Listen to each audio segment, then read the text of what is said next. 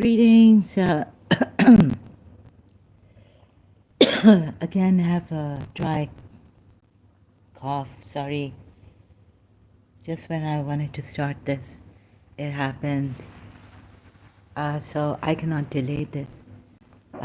If you're new to the channel, I'm an ex-Muslim. As you can see, welcome to the ex-Muslim channel. And I've just changed the name of the channel. Okay, people might think, object to this also. And many other things of mine. Uh, so, God knows what this is. My mind is on something else. Sorry. Okay. In my previous live stream, again, the sound problem, right? Some disturbance in between. As I speak, in between it, some disturbance. So I have to do this again, and I'm tired of doing this again and again. And checking for here. For now, what I check here, the sound may be okay. I can't like it in between, like it. After some time, the sound. There's this disturbing sound that I noticed in my previous live stream too.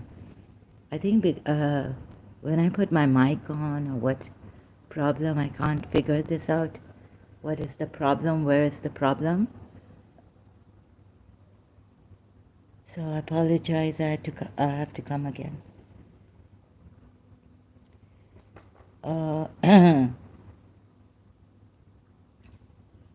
And well, I can't afford to do this all the time.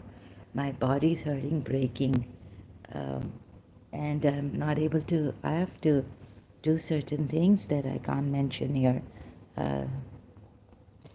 So work, like housework and all this. Okay, so just give me some time, please. I'll start on this.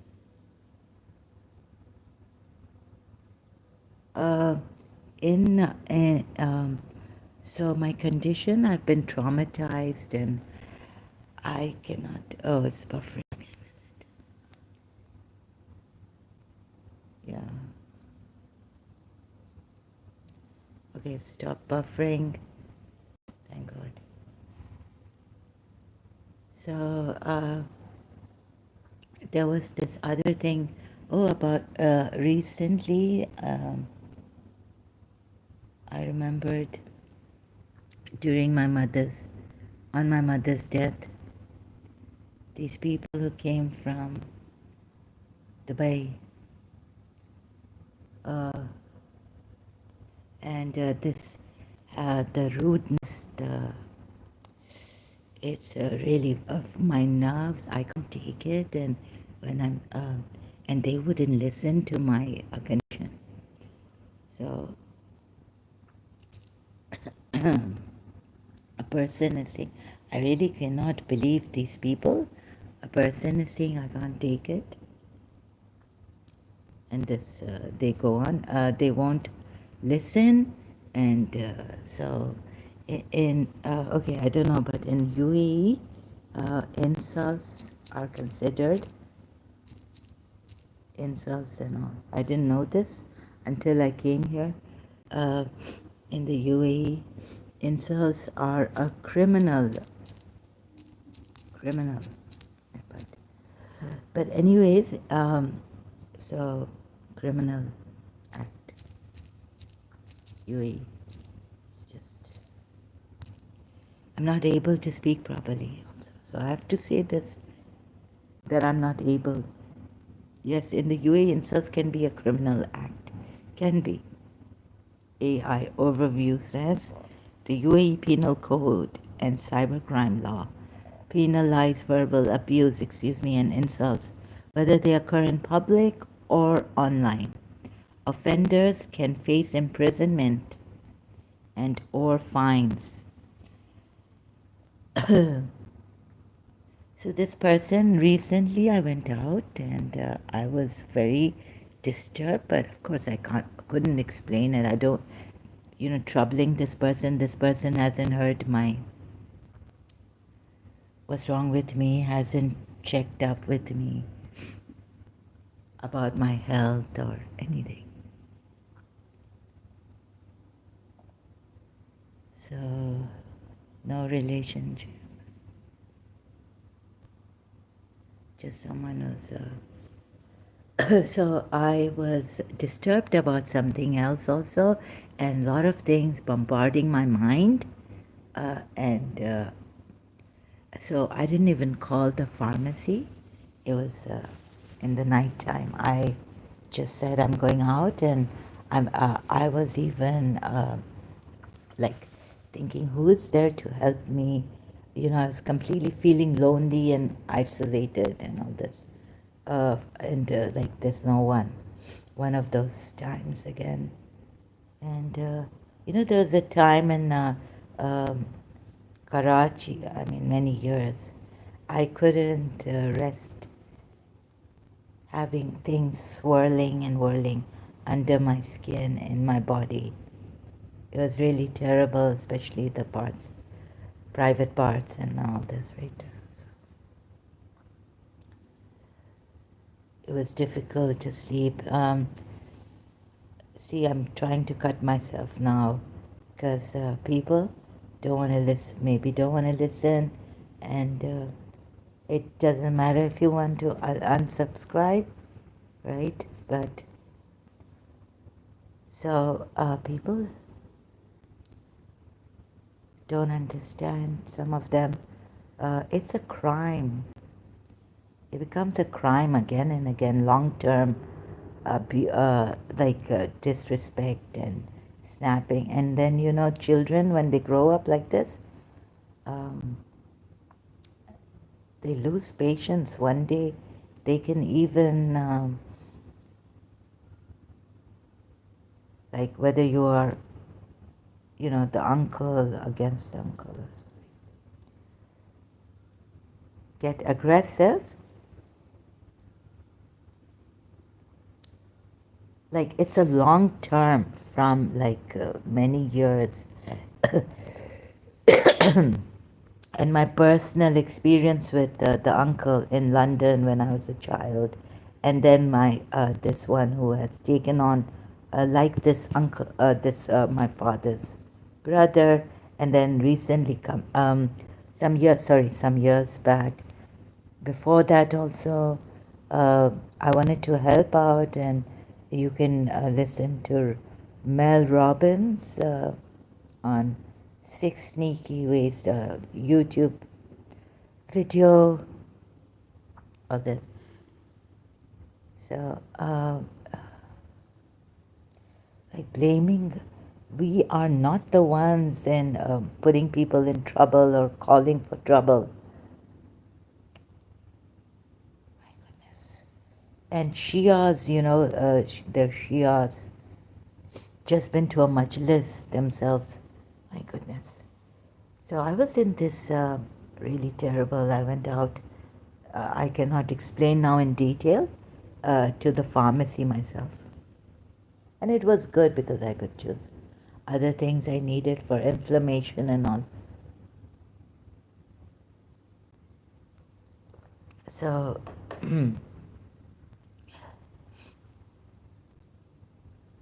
came back and I totally forgot what this person has been doing to me and avoiding me and neglecting me in such ways, but they would not be, like they can buy things for me, but not be there for me emotionally, would ask for help from them. But this time I somehow forgot, and I did this time again, and it was, he was kind of again rude. His reply was kind of so, and I was very tired. I haven't gone to I'm not going to, like you could hear my voice in the voice chat in WhatsApp. Yes, this, and I Like I was really tired and very disturbed. I went out without my mobile also. Like this, forget even the police, all this.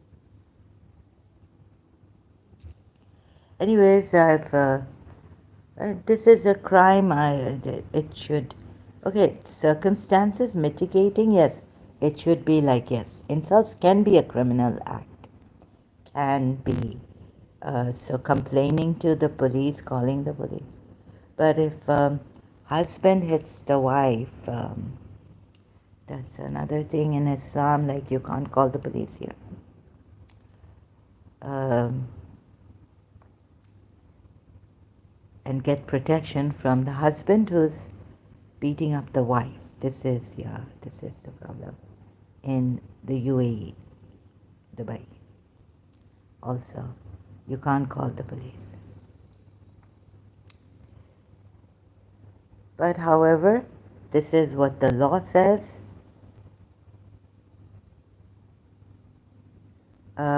And even Baker Tilly Law Corporation has put here criminal liability in UAE for derogatory messages insulting an individual is a criminal offense in the United Arab Emirates and can render an individual liable to fines and imprisonment. It can, there's a possibility.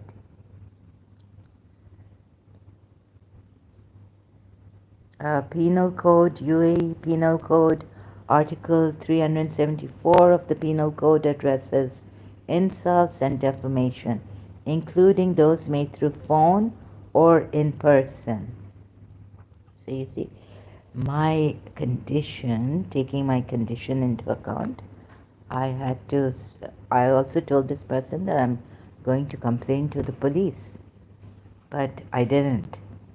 And I went on with my messages until I, recently on WhatsApp with that person. And you see, so this was just one day of harassment through, or, one like from the night time till morning, or so 2 days, but it's like even half day of harassment or something. And this person, you know how much I've been harassed in my privately, like demons, my mind messed up, harassed by demons, and what they say and the thoughts they send. And it's been over the years, it's been a long-term harassment, and this person would not understand. And he even was with this uncle. What this uncle said to me on my mother's death, after what my uncle said, he's told me to, yes, keep quiet, and agrees with my uncle. And I was shocked. In Karachi. So this I remembered recently. Oh, you'll be calling for trouble. Trouble? I've been using social media. This uncle doesn't know I don't know, my father doesn't tell him everything. Or he just, my father just complains to him. Or tells him that he's married again, but we don't get it. Or we don't know. And then his wife and her sisters know all this about my father, but we don't know that he's married. And then they tell us, or they tell my aunt, or recently. Sorry, in 1989, when this uncle's wife came. What give up? Pardon? Hello? What shall I give up? Bruh. I'm not bruh, I'm sister. Please, what is this? Give up on what? What kind of people are you? Okay, Give up on human rights and speaking for people voiceless whom others want to shut up and cut off.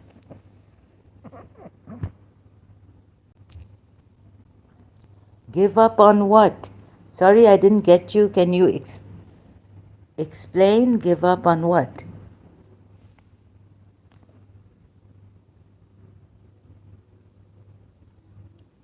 Give up on human rights, speaking about human rights violations. Family also doing this, ignoring, neglect, how shall I put it? What's your channel about? Oh, so you're new?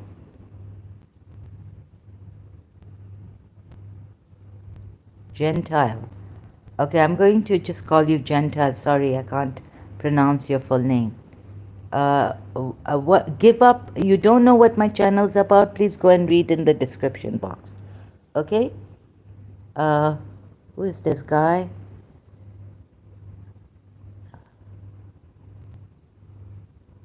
Give up on what? You don't know what my channel's about and you're saying give up on what?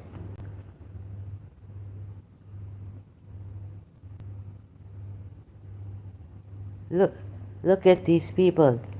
You have nothing on your channel, you are useless. Why should I give up? People like you?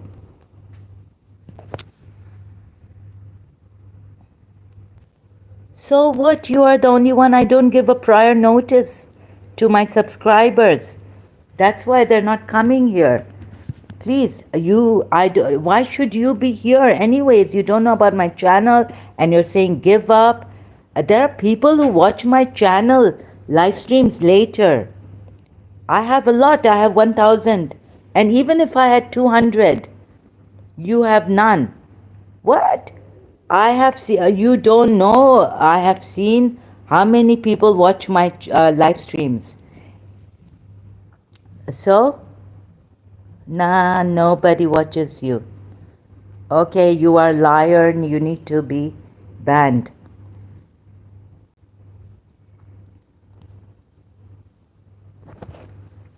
Liar. Lying like this. Look at these people.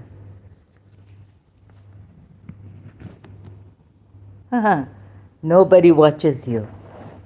No fear of being a liar that you are. There are people watching my live stream. Right now I have 5 people watching. I have 1 like.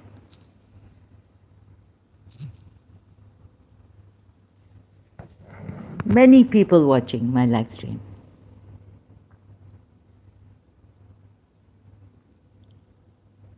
It's not only 1 or no one watching my live streams.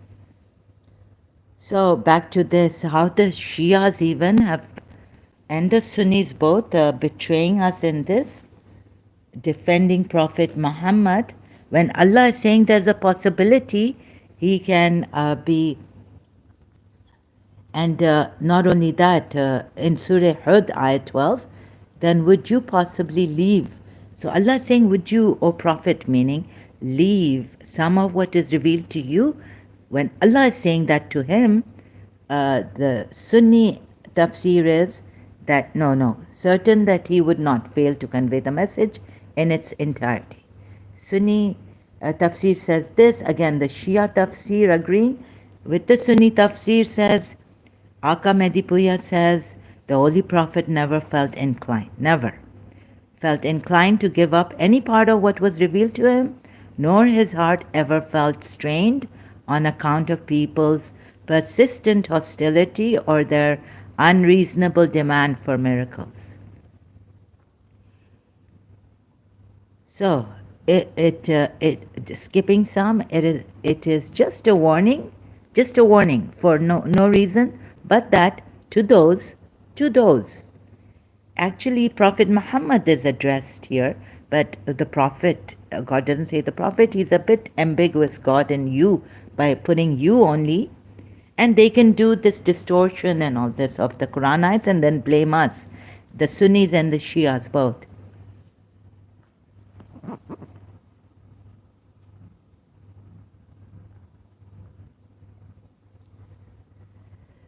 Right? Blame us for misinterpreting the ayats. Look, they're not going with the ayats.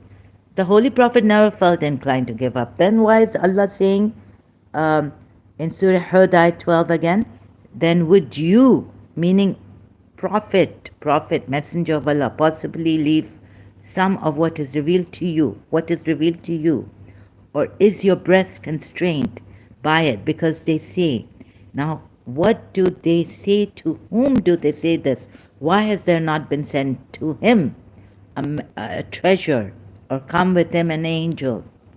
Now, the way this ayat is put, it is kind of easy, right? To stir it and make it seem like God is talking to the believers, the followers of the Prophet, right? Since they say to him, a treasure come sent down, why has there not been sent down to him a treasure, or come with him an angel? But you are only a warner. So now, but you see here again, they don't see this, but you are only a warner. So here they could take part of this ayat, right? Look, I'll show you in Arabic, a little bit help from Quran.com. Surah Hud ayat.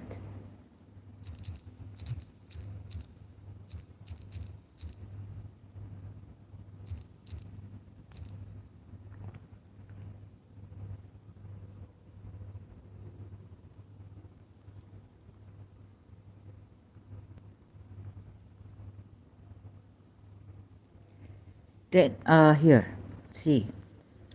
Then what is this? Treasure. Are a warner. You are a warner. I think Allah here is, this part tells me Allah is referring to you as Prophet Muhammad, not his followers, who could be leaving a part of this.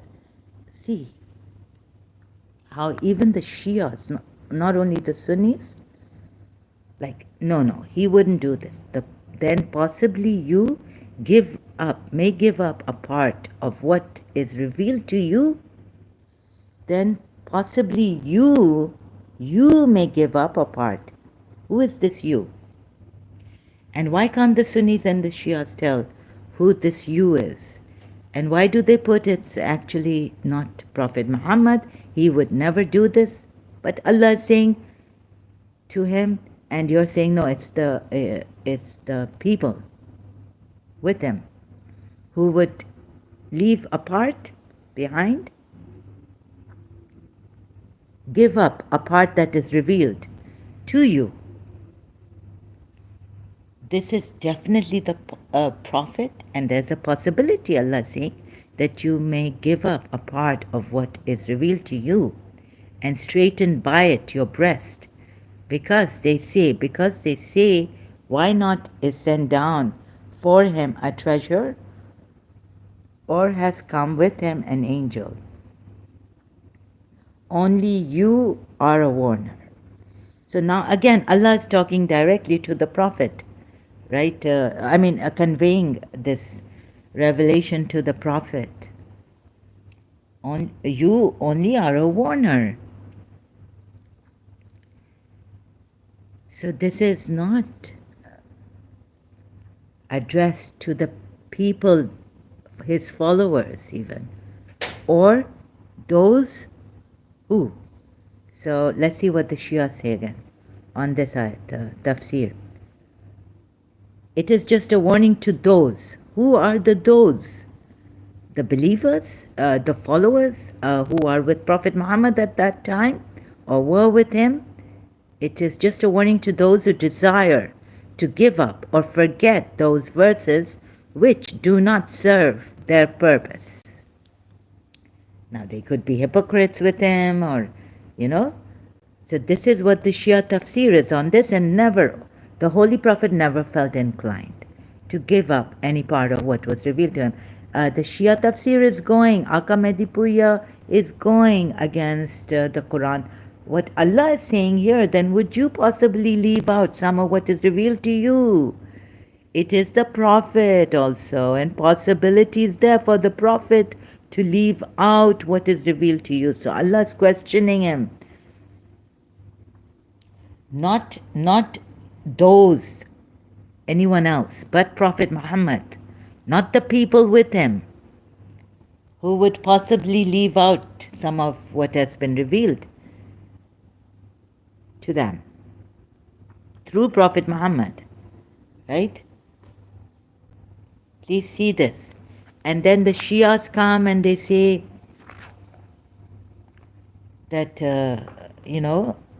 and what a rude man. Look, these people, they're coming, they're changing their names, they're German and all this. They could be Shias doing this. They're so cruel, so rude. Give up. What is your channel about? First, give up. Bruh. I mean, of course he knows who I am. Definitely.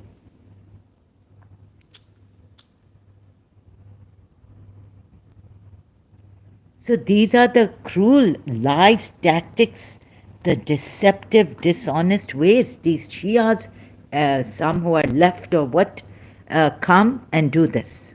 Use deceptive tactics, dishonest tactics. Giving a bad name to Germans, the Westerners and all. These Shias even are incredibly rude. Some of them. So exposing their cruelty. Why should I give up? Even if the truth be one person, if I can save one person, and I cannot do it without your help. I cannot save you Muslims even. Shias, even if, I can't save you. Even if you're not cruel or rude, I can't save you without your help. So please cooperate here with me. Be civilized and understanding, and look at this. Cooperating with me, and be on the point, on the topic, please. Without your help, without your cooperation, I cannot help you. Yes, and there was one person who was left Shia Islam too. In Iran, a colonel saved by, they say, Jesus Christ, but I'm not sure about that. However, there are Muslims, Shia Muslims also leaving Islam. And that's all that matters to me. It should. Whether there's not even one here listening to me, and I'm the only one saying this, maybe later on, because I don't also give prior notice due to my condition and all. How can the subscribers just, come here without prior notice? So this is like uploading a video because I can't even make a video on this. And I should be shutting off the live chat, closing the live chat.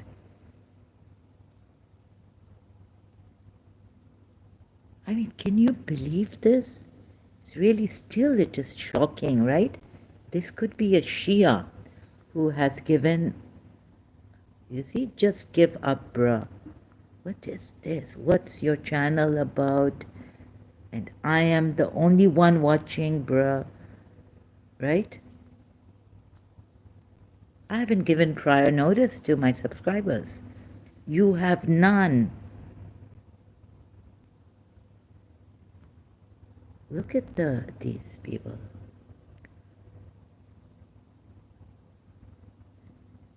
Rude. Nah, nobody watches you, bruh. I'm saying he's listening to God knows who is, himself. I don't make substandard content. Oh. You have nothing you have nothing. Something is better than nothing. And I have such a, thank goodness that I'm helping humanity, trying, struggling. Whatever it is, I'm struggling.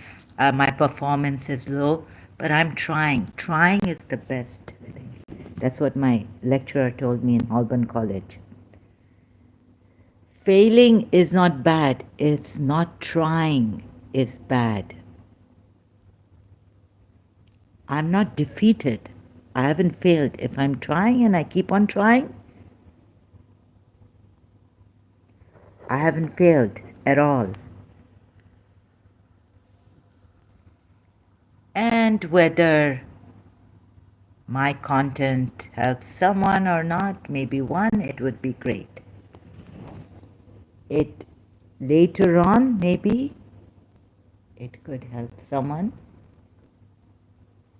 or even now as we are.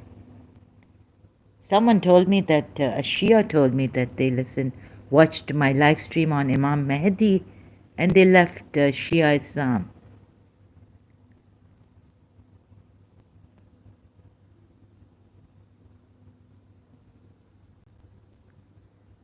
So this, I'm not boasting. I'm just, if this could help someone. See, he doesn't have a thing on his sub-content. You can't make anything for anyone. No human rights, on human rights violations. No care for human beings. It seems you would just be playing games, I guess. What are you doing in life?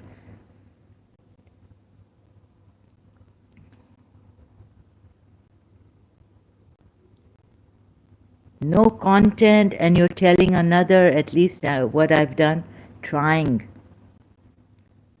You don't make any content. Forget sub-content even. What content have you made?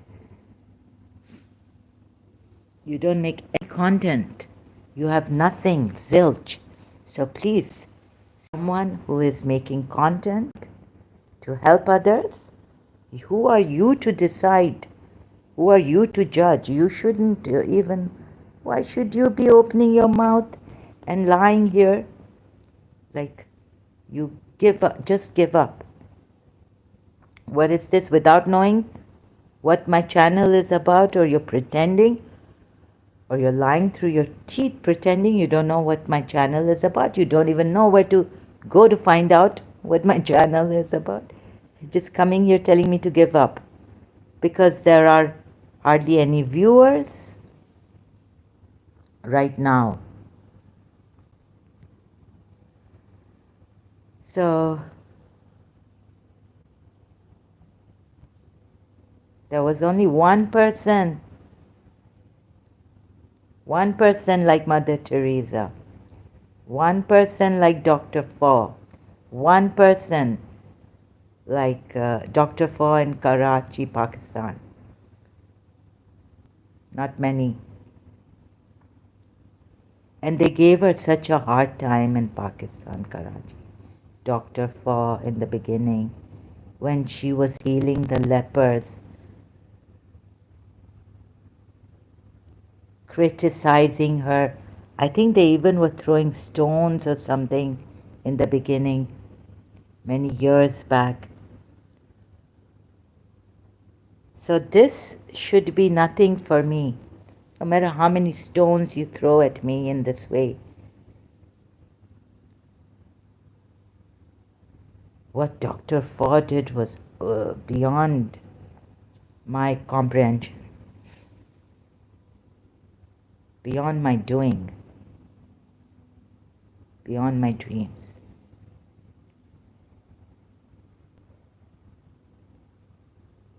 So back to this, right?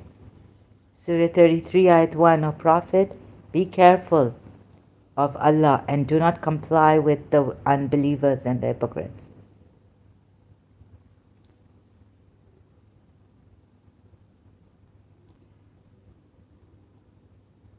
How can, the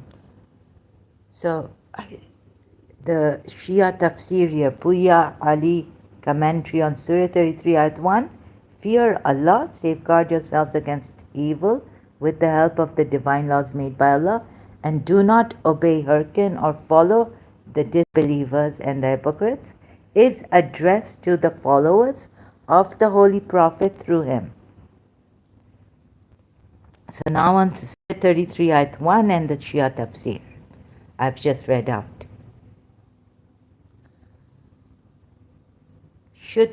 Isn't this ayat addressed to the Prophet and not to the followers of the Prophet through him?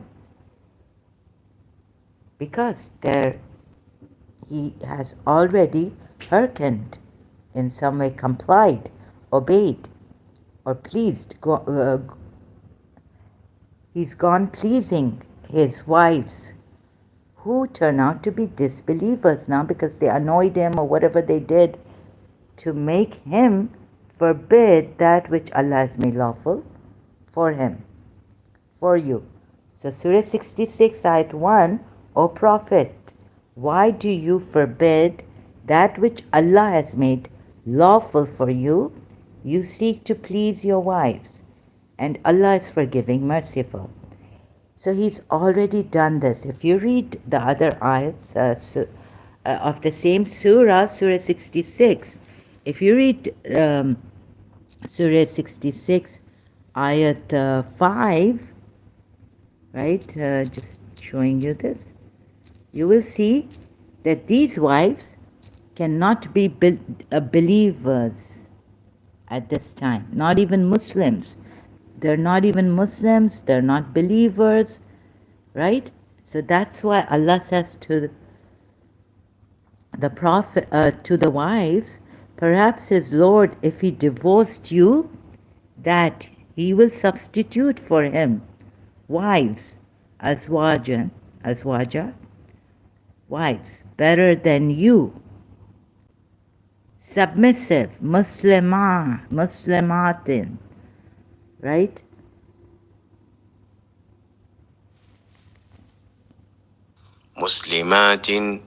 Muslimatin. You see this?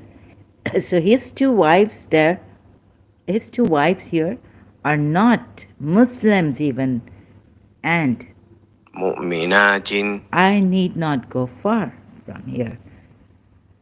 They're not Muslims now. And why would Allah substitute now that he's already married these wives who are not even Muslims, right? Since they're not Muslims. Whatever they've done here, and one has divulged a secret of his to another, is not a Muslim. And he goes pleasing them. Surah Tahrim Ayat 1.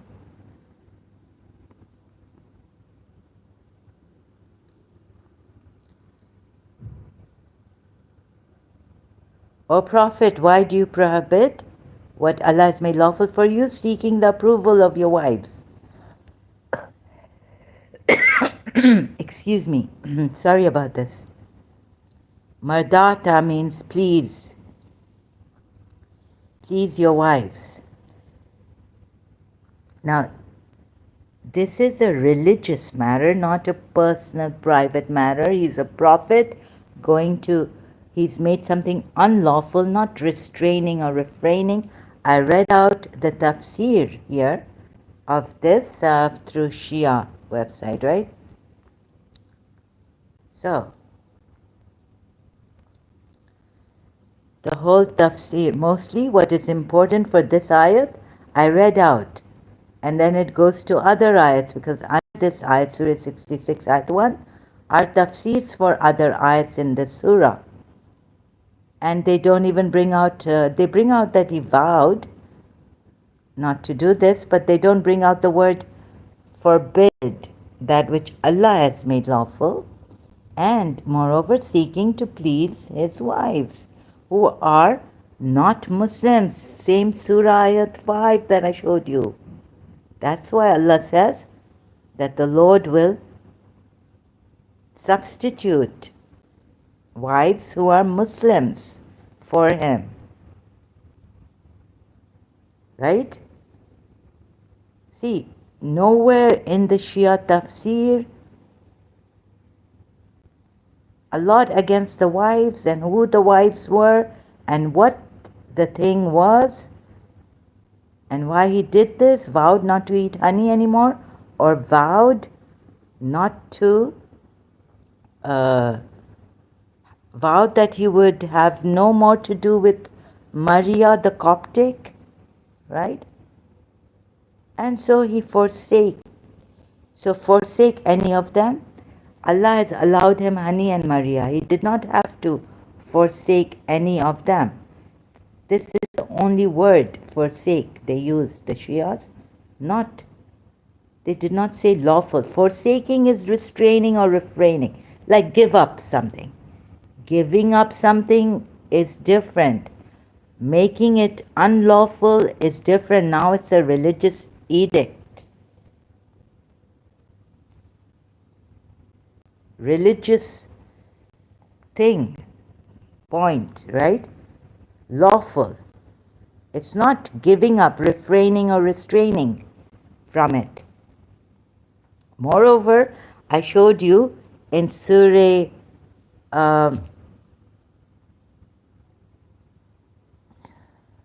Surah 5 ayat 87, right?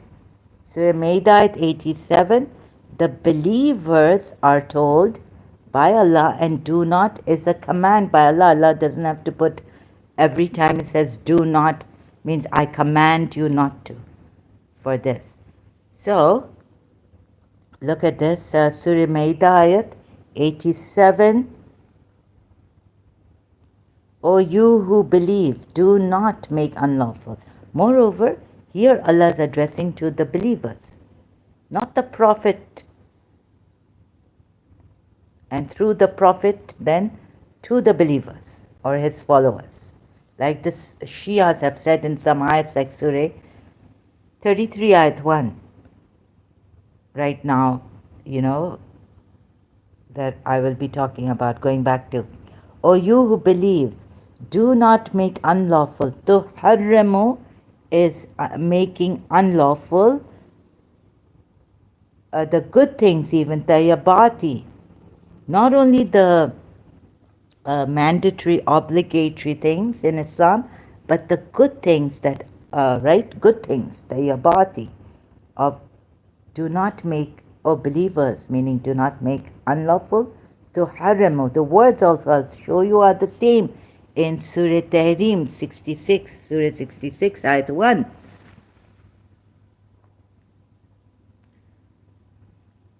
So the believers are told this, and the Prophet goes in Surah Tahrim ayat 1, we're told, making unlawful, and they've used the English word, some translations in English of this Surah Tahrim ayat 1, forbidding. It's the same thing, making unlawful the good things of what has been made lawful by Allah. And do not transgress. Moreover, if you do this, you will be transgressing, but Allah has put it this way. So do not transgress, it should be, but Allah has put wa, and do not transgress. So ahalla, by Allah, right? He didn't forsake it. Also, Shia saying that. So look, the word tuharrimu. Back to Surah 66, ayat 1. Tuharrimu. What has, O Prophet, why do you prohibit? Tuharrimu. What has made lawful? Allah. Ahalla. This is not forsaking Shias, according to Shia tafsir. This is not restraining or just giving up. This is prohibiting. Tuharrimu. What has made lawful? Allah. Halla, not hala. I apologize. Okay? Ahalla. For you, moreover, seeking to please your wives who are not Muslims. Same Surah 5. So this, according to this ayat, right, would be in Surah 33 ayat 1, Allah is addressing only the Prophet, or Prophet, this Prophet, Prophet Muhammad. O Prophet, be careful of Allah and do not comply with the unbelievers and the hypocrites, or do not be obedient. Do not obey the unbelievers and the hypocrites. Right? So it is proven in Surah 66 ayat 1 that he has done this, complying with the unbelievers and the hypocrites. Now that's another matter if the Shia, Sunnis say that these wives were forgiven. They repented and they were forgiven. Right? Sunni, Shias don't say that. Whether in Surah 66 only the ayat is that if you repent, it's better for you. That's another matter. So, this means that this ayat, Surah 66 ayat 1 and Surah 66 ayat 5 also means that he's gone hearkening and it is addressed to the Prophet because he has done it, complying with the unbelievers and the hypocrites, meaning the disbelieving hypocritical wives, making it unlawful that which Allah has made lawful for you.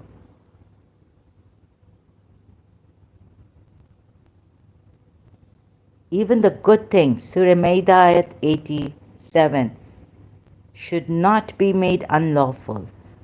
The believers are told by Allah, commanded not to. And that's a command. The good things, unlawful.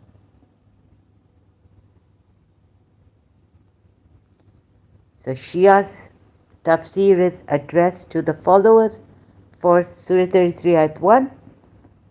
Allah is addressing the Prophet. He's already done this. In Surah 66 ayat 1 we see. Hearkening to the unbelievers, disbelievers and the hypocrites.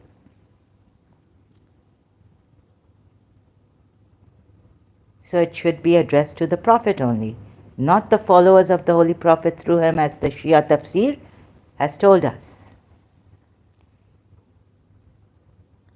What else?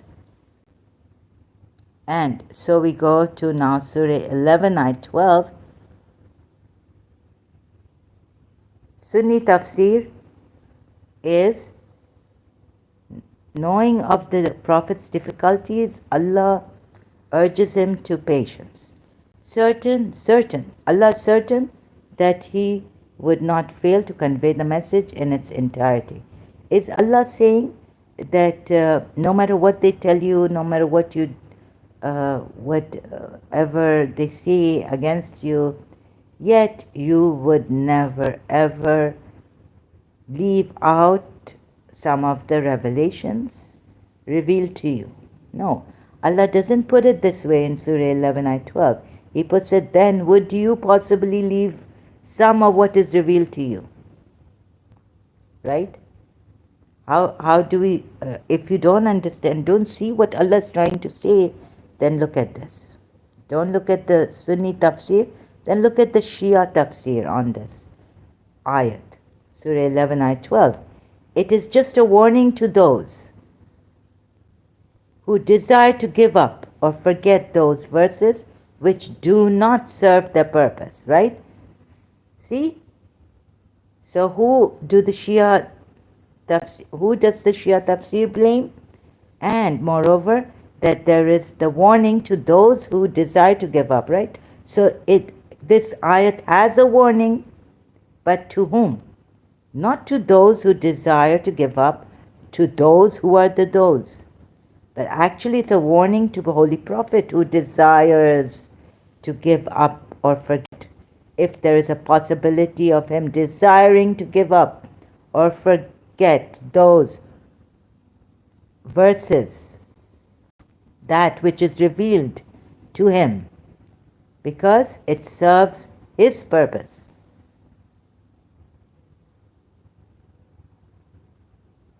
Then shouldn't they put it like this? From the very beginning, how come Akam has put it, the Shia commentary on this ayat, Surah 11, ayat 12? The Holy Prophet never felt inclined to give up any part of what was revealed to him, nor his heart ever felt strained on account of people's persistent hostility or their unreasonable demand for miracles, which was contrary to the purpose of the final religion of Allah, based upon reason and facts, right? Okay, and it is just a warning. Now they come to the first part of the ayat, Surah 11, ayat 12. Then would you possibly leave some of what is revealed to you? Or is your breast constrained by it? Because they say, why has there not been sent down to him a treasure, or come with him an angel? But you are only a warner. So they're saying, also look at this if you don't understand. Then would you possibly? So the Shias are saying you possibly, the possibility for the ones, these ones, or with him, or, who desire to give up or forget those verses which have been revealed to him, the Holy Prophet, and serve them, which does not serve their purpose, to leave it out. So it's for them. But then Allah turns, but you are only a warner, like this, to the Prophet, saying about the Prophet. So Allah should have said, but the Prophet, but he is just only a warner. But still him, it's still the Prophet here, you. So going back here, you possibly leave some of what is revealed to you, is the Prophet. So there is the possibility in this Prophet to leave out some of what is revealed to you. You only are a warner. Prophet Muhammad, not anyone else. Not those or them with him, or the hypocrites with him, or the weak ones with him, weaker ones, weaker Muslims with him, or his weak followers with him. No. You're distorting the ayat. What do you call it? But you are only a warner. So here the you is Prophet Muhammad, right? But you are only a warner. It's not them, the weaker ones, or someone else than the Prophet Muhammad. It's not the believers with him. Why have not the miracles, treasures given to him, or come with him an angel? But you are only a warner. It's not you believers with him, the weaklings with him, or anyone but the Prophet. Here. And then the you here you're saying, the Shias say, are those weaklings maybe, or hypocrites who are weak at heart, because their hearts are constrained by what they say. Your hearts, then would you possibly leave some of what is revealed to you? Look, here, even though Allah could address the believers as your hearts, you, but here it can't be the believers. It's the Prophet. But you are only a warner. Look at the Arabic, look at the construction of this ayat. Surah Hud, ayat 12. Right? Then possibly you may give up a part of what is revealed to you. Right? Okay, revealed to you, it could be to the believers addressed, right? Okay, let's go with the Shias and the Sunnis. And straighten by it your breast, because they say, why not is sent down for him a treasure, or has come with him an angel, right? Only you only, meaning are a warner.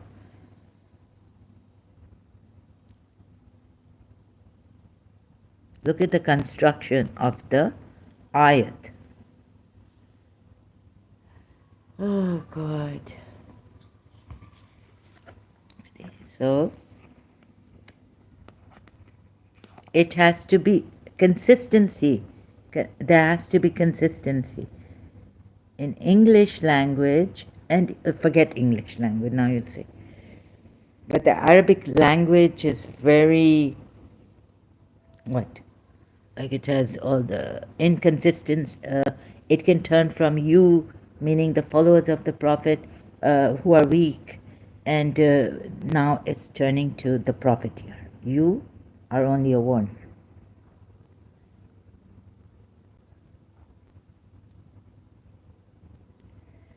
Then possibly you may give up a part of what is revealed to you. You are only a warner.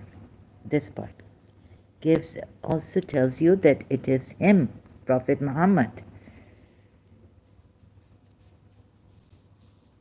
Not only the weak new Muslims or, like that with him at that time. And Allah is moreover said in Surah Haqqa or Surah, where is it? Like Haqqa, yeah?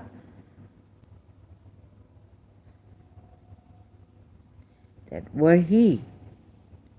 Now this is who? Shias. So, oh God, seized by the right hand. Surah 69, ayat 44. And if he had fabricated against us some sayings, we would have seized him by the right hand. Why does Allah say this? Allah doesn't say that he cannot fabricate anything false against us. Like in some ayat says, oh, this is revealed to him, Allah has the knowledge. But you can't say that, because Allah having knowledge is, but you give us the knowledge then, right? Allah should furnish the knowledge to these people. It is revealed by Allah, and Allah has the knowledge. Where is it? Surah Hud ayat.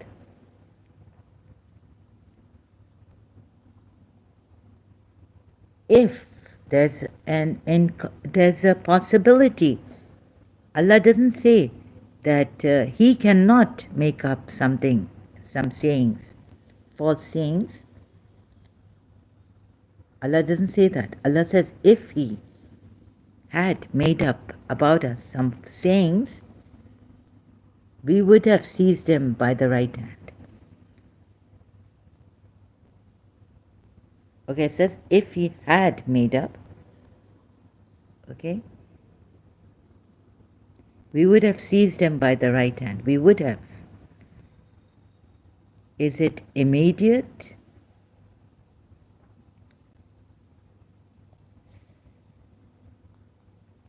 Right? Human, first of all, the way Allah brings out, human is saying you didn't know what is meant by context.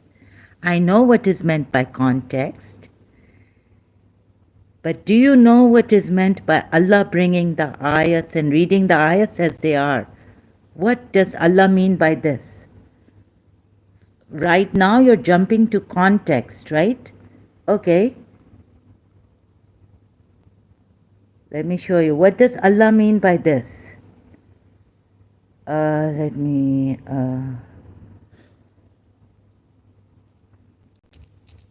tell me, what does Allah mean by This, Surah 33, Ayat 1. Is it the Prophet or is it addressed to the followers of the Prophet?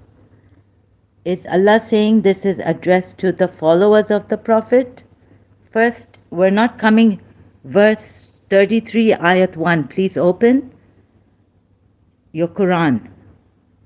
And it's on the screen, by the way, to help you. O Prophet, be mindful. Ittaqi is not fear. Khawf is fear. Be mindful. Okay, so I correct this. Allah, be mindful. Allah. Of Allah is also not written.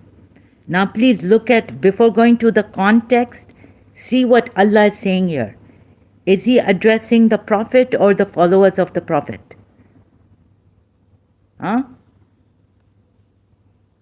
Before going to the context, yes? Who is he addressing? Please say it. Who is he addressing? The Prophet? Your answer is coming. Please tell me, who is he addressing? The Prophet or the followers of the Prophet?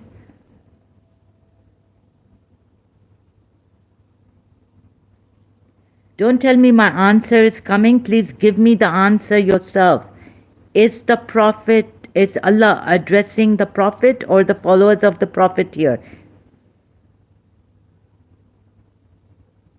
Human, is Allah addressing the Prophet or the followers of the Prophet here? The followers of Prophet? No, he is not. How can you say he's addressing the followers of the Prophet when Allah is addressing the Prophet?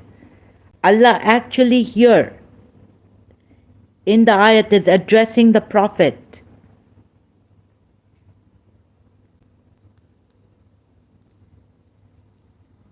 It says here, proof is the ayat. Human, O Prophet. If I say, O human, who am I addressing? Am I addressing your followers, your family members, or you? O human.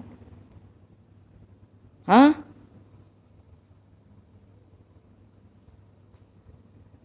Tell me.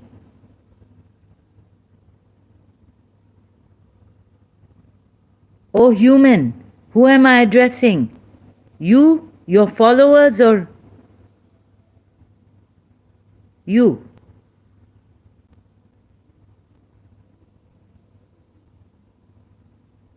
Human, who is Allah addressing here? The Prophet. He didn't say, O followers of the Prophet. He's saying, O Prophet. Allah says to convey my message to the followers of Muhammad, yours Muslim. Where? In this ayat, focus on this ayat. This ayat. When Allah addresses the believers and the followers of the Prophet, he says, O believers. Here, come on, anyone in the, please look at the ayat itself. O Prophet, he's addressing the Prophet.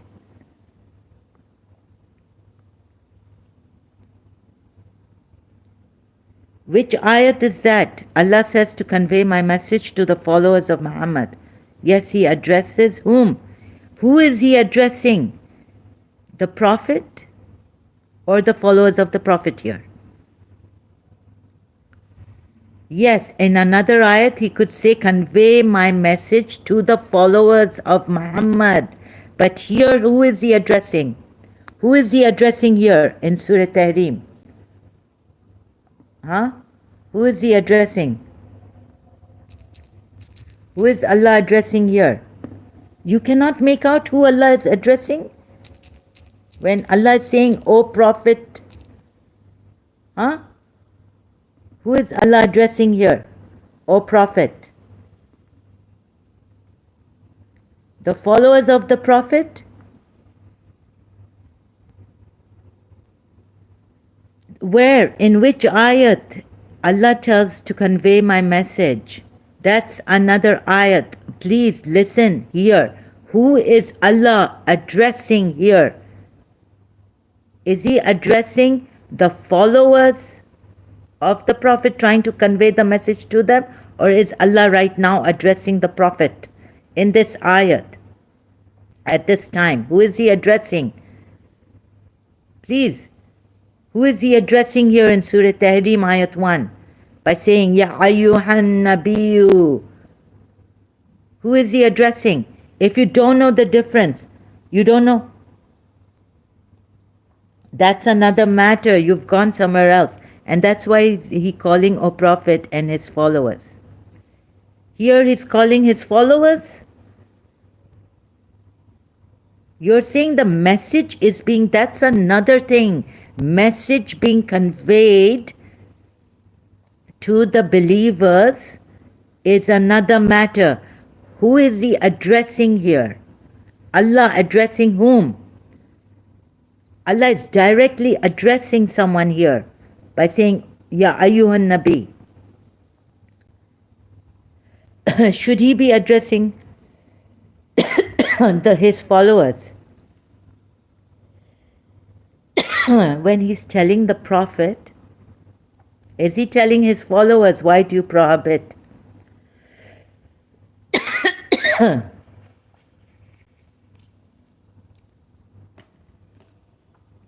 He's conveying the message is another thing. Who is he addressing here? It's different matter. Two different matters.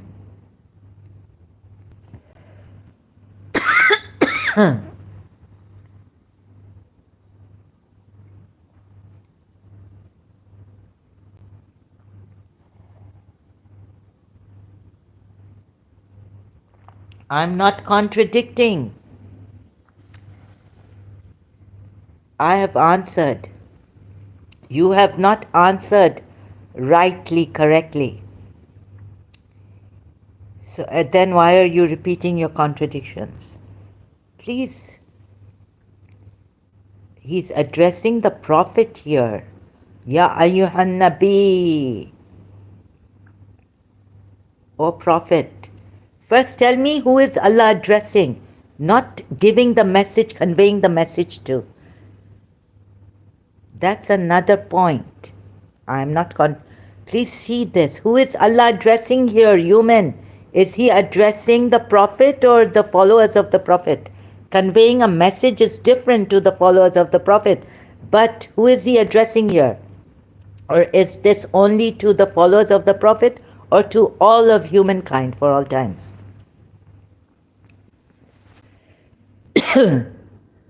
Huh? But focus on this. Who is Allah addressing?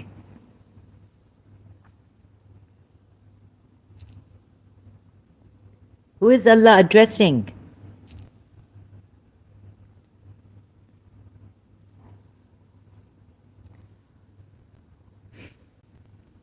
You're not giving me an answer.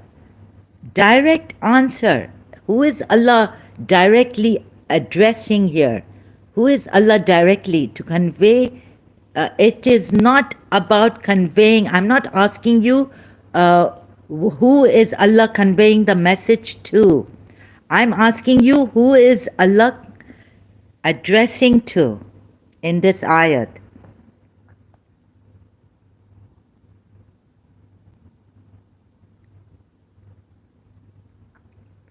Now Shitum Ahmad comes up with the world is not literal as ABC.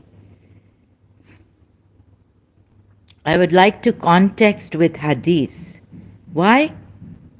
I'm just asking you who is Allah. You can't even do that. Give me a direct answer what your Allah is addressing to whom. Not sending a message to the followers, but who is Allah addressing to?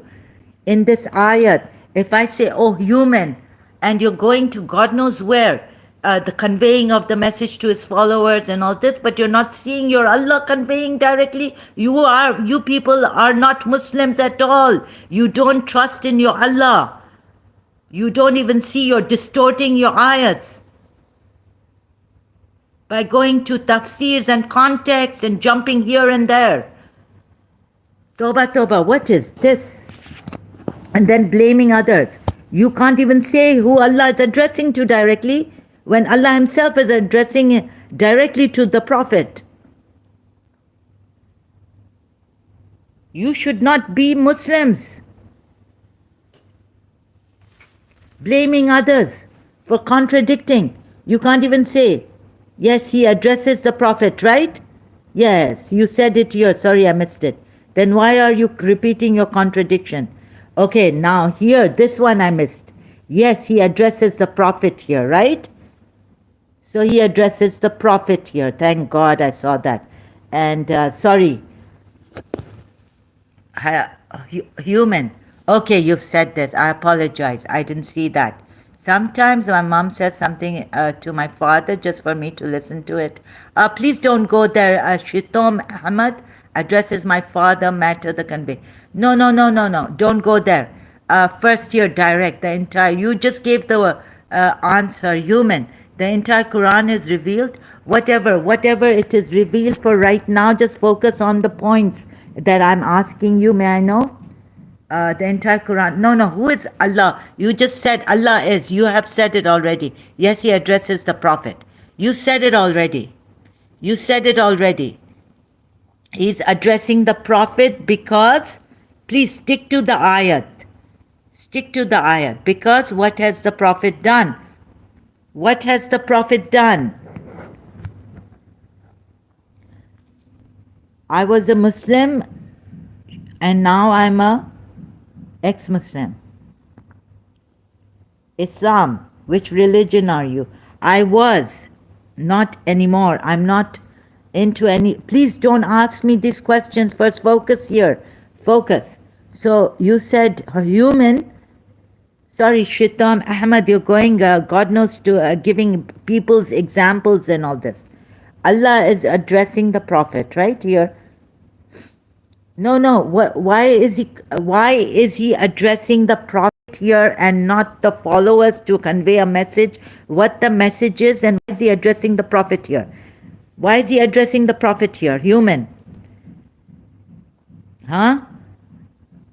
Yes, I know it's for the followers or for people to know this message, but why is he addressing the Prophet here right now, at this moment? What has the Prophet done that he's addressing the Prophet?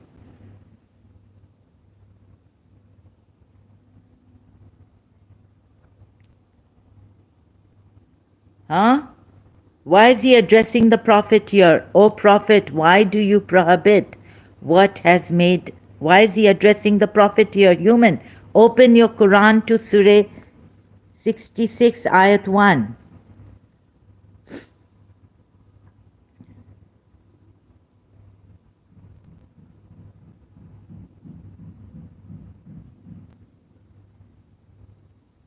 What is he conveying to the people?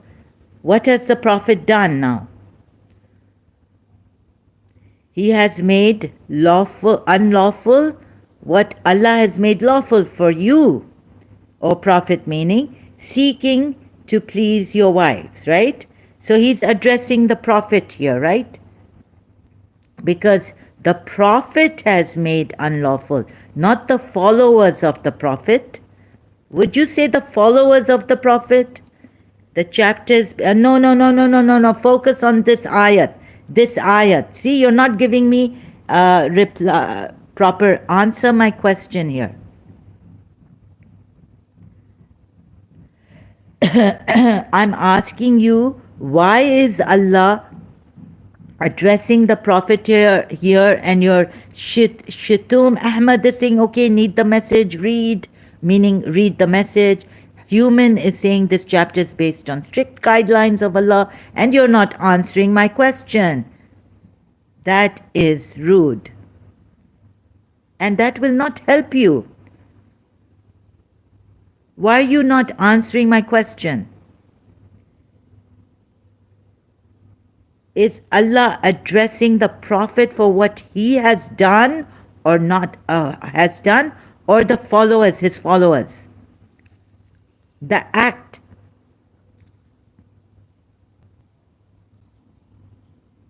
Huh?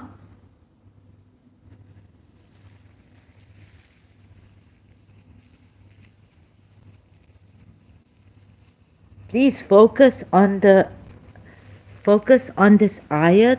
What am I asking you? Is Allah address? So human, you said, Shitum. I don't know where you have gone to, what people doing and what not. And it's not literal, and the whole world is not literal, not A, B, C, D, and God knows what. So Allah also should not be literal. Allah should be allegorical. Read Surah 7, Surah 3, ayat 7, and see how much problems allegorical ayats cause. Maybe Allah said it to Prophet, so what? Shitum Ahmad, you're saying so what? Like it doesn't matter what Allah said to the Prophet? So to you it doesn't matter what Allah said to the Prophet, right? So you leave. If you're going to come like this, act smart. It doesn't help. You see, you're not a researcher. You're a mischief maker. So what? Like, so what? Allah just casually has told Prophet. So what? What's the big deal? But what's the point? What's the point? So there's no point. Why should Allah even bring any revelation if there's no point? So what? If you're going to come with an attitude of so what, maybe this, maybe that, so what? So you're going to take this Quran as so what? What's the big deal? Right? Why take even Islam seriously, your religion seriously? Why take the ayat seriously? This is your attitude. Shitum Ahmad. This is your attitude?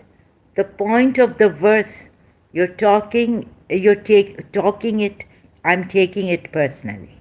Am I? I asked to know the context. Please don't go to the context.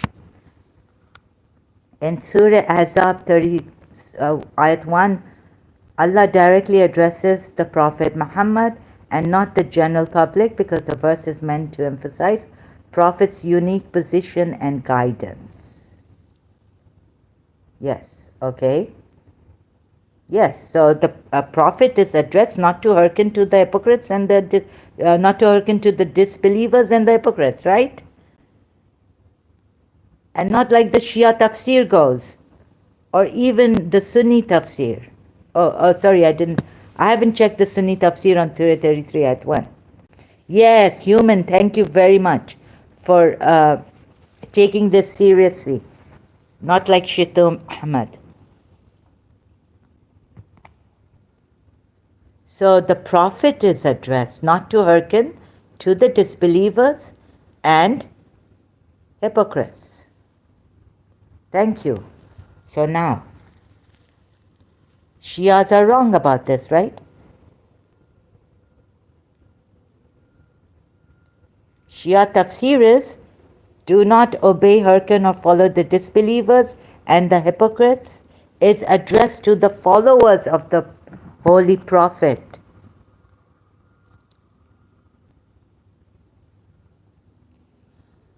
To the followers of the Holy Prophet through him.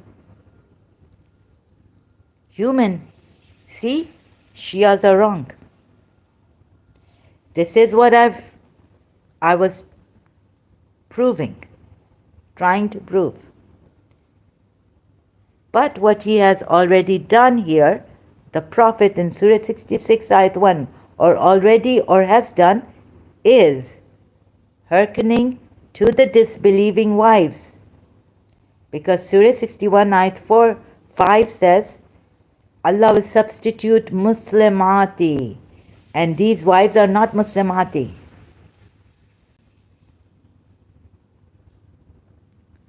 I have not been in contradiction to the Quran ayats at all.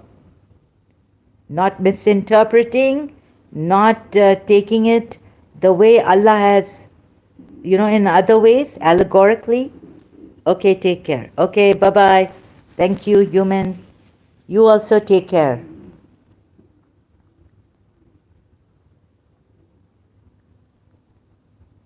I'm not the one contradicting the Quran ayahs. Again, you're blaming me and a human and okay, take care.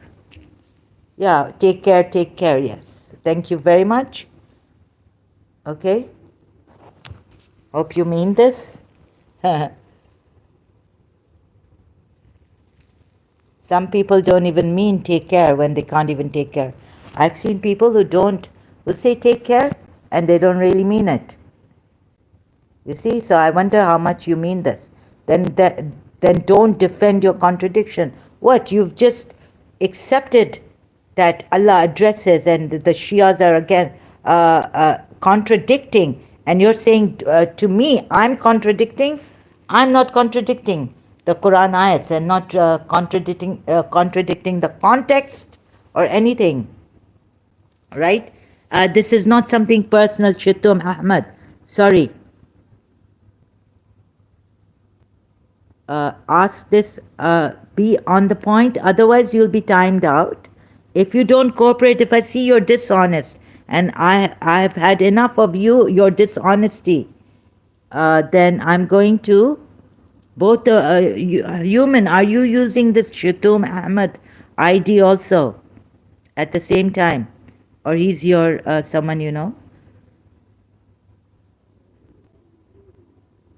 Okay, now you're leaving? Okay. Human, I'm not going to, although I should time you out, since you're still saying don't defend your contradiction. Say the Shias have contradicted, not me. Do you believe the Shias are? Sorry, I don't debate. Shitum Ahmed, I'm sorry, you'll be timed out. You're not even a Muslim. 24 hours time this person. Because so what? You've just come here to, argue. You're very argumentative then. Who said they're agnostic here? I'm an agnostic, by the way. See, he's just come here to prove me wrong. That's all. Oh, I've timed him out. Look, these mischief makers could be someone I know. Again, coming here, trying to hurting kind, contradicting for the sake, just for debate and argument, just arguing for not reading, not wanting to reach peace, understanding, or like that, just for the sake of argument. They love arguing. They love arguing. They love putting you in the wrong.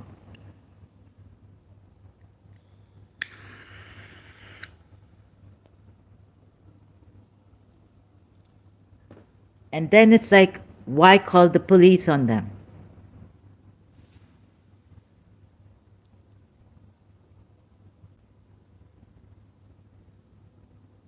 And they keep doing this,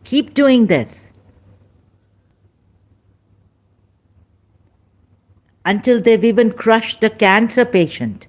They don't care. Arguing with a cancer patient, anyone they want, they're so argumentative. With children, they don't leave children. They are so cruel, these people. And how many days, years do I need to entertain you people who do this? And forgive. But you go on.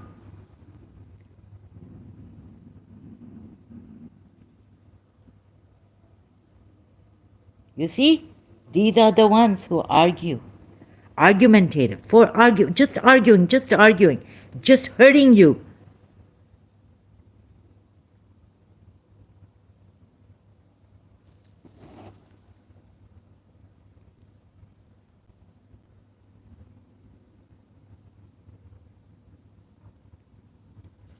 So this.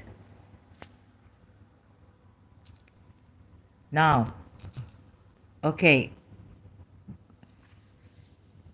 Human still agrees, should agree, and he said it, but again he's left. Defend your then don't defend your contradiction. I'm not a Shia anymore.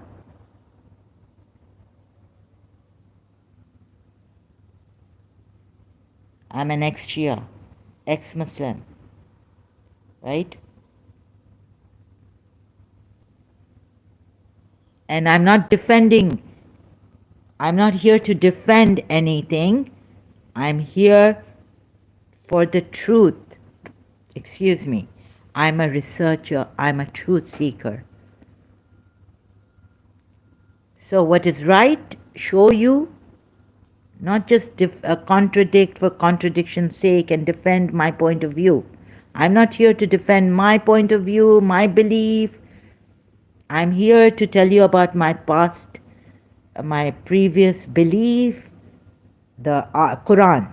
Whether it has contradictions or it doesn't have contradictions, it has errors or it doesn't have errors, like that we're going.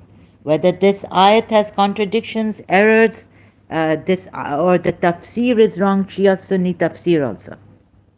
Now on this. So the Quran says one thing and the Shia and Sunni interpretation says another thing on Prophet Muhammad. Right?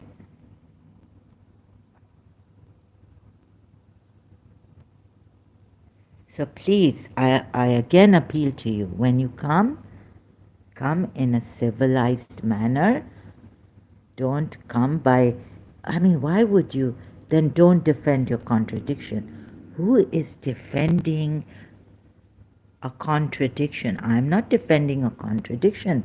You yourself said, Surah 33, Ayat 1, Allah directly addresses the Prophet Muhammad, right? This is what I wanted. Now, finally, human has said this. First, he was like, no, conveying a message, no, he wasn't. He took time, but now he finally accepts. So please, again, why then say, this is what I wanted? Yes, Allah is directly addressing the Prophet Muhammad in Surah 33, Ayat 1. Please listen also to what I'm saying. Yes, I agree. And you've agreed after a long time also, defending the Shia tafsir, that no, this is addressed to the followers of the Prophet.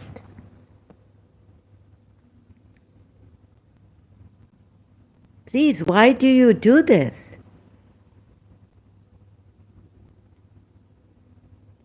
After a long time, huh? And then again, leaving. This is terrible. Some of the Muslims, like, you want to take the blood out of me or what? You're contradicting.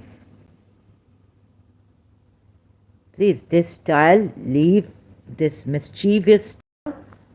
Okay? Now he said it before he said on this. What did he say?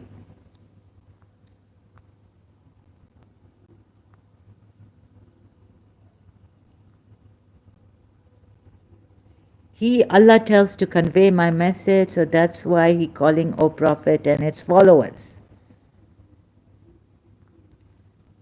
Your answer is coming, the followers, proof. Allah says to convey my message to the followers of Muhammad, yours, Muslim. This is what a human has been saying. You didn't know what it mean by context. I had to take him to the literal meaning of the ayat. First, not the context. What is the literal meaning? Who is Allah addressing to? Yes, your answer is coming, the followers of Prophet. See? He goes like a Shia. He comes like a Shia even on Surah 33, Ayat 1. Allah is addressing the followers of the Prophet. Human has said this. And then he's come back to Surah 33, Ayat 1, and now he says, Allah directly addresses the Prophet Muhammad and not the general public, because the verse is meant to emphasize Prophet's unique position and guidance. You see how they, at first, and blaming the other still. He goes, then don't defend your contradiction, now I'm leaving. Look, he himself has contradicted himself, given me a hard time, to come to this, what he himself has come to, on Surah 33, Ayat 1. This is mischief.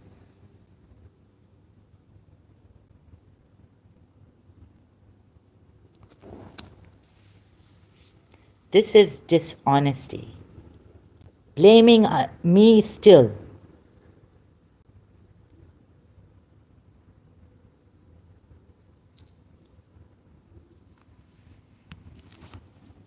What kind of believers are you? Really? I mean, I would never do this to a person. Being Muslims, what are you doing? Shias also. With the Shias, agreeing with the Shias here on Surah 33 Ayat 1, earlier on, and then saying no, the Shias are wrong. In other words, right? Putting it that Allah is addressing directly the Prophet Muhammad.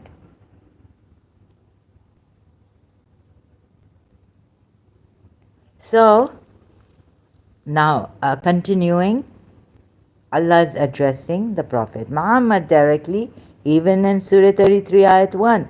So the Shia tafsir is wrong, that he's addressing the disbelievers and the hypocrites through the Holy Prophet.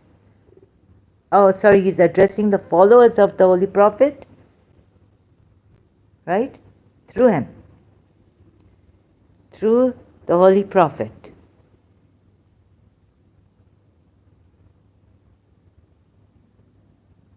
The address is to the followers of the Holy Prophet through him, through the Holy Prophet. In Surah 33 Ayat 1, this is the Shia Tafsir Puya Ali commentary on Surah 33 Ayat 1. And when I'm saying no, the Holy Prophet is addressed directly, not the followers of the Holy Prophet. Because what he's done in Surah 61 Ayat 1, we see that he has hearkened to the wives who are not Muslimah here. If you annoy the Prophet, you're not a Muslim. According to the Quran ayats, there's a curse of Allah on those who annoy Allah and the Prophet. Moreover, Surah 66 Ayat 5 says, Allah says, I will substitute Muslimah wives. Right?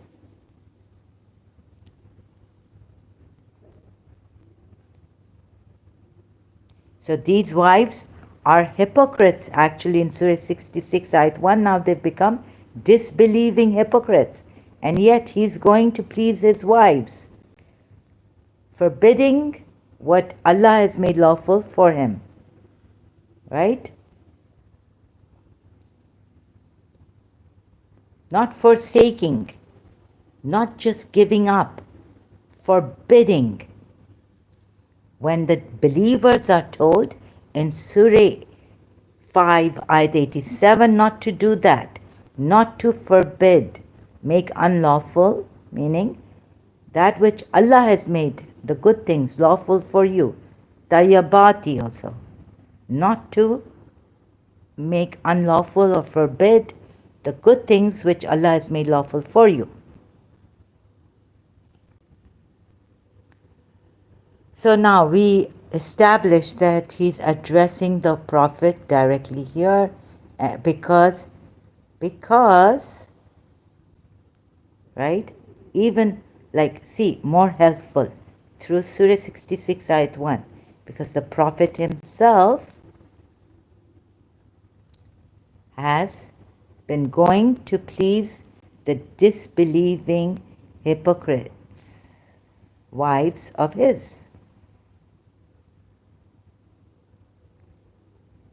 So moreover, help that it's not addressed to the followers of the Holy Prophet when the Holy Prophet himself has gone to please his wives here in Surah 66 Ayat 1.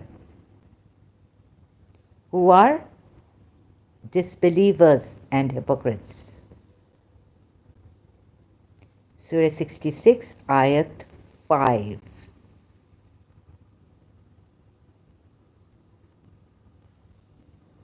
So this will help you to know that the Shia tafsir is wrong on this. Do not obey, hearken, or follow the disbelievers and the hypocrites is addressed to the followers of the Holy Prophet through him. Shia tafsir is completely wrong in this, and now I have proven it.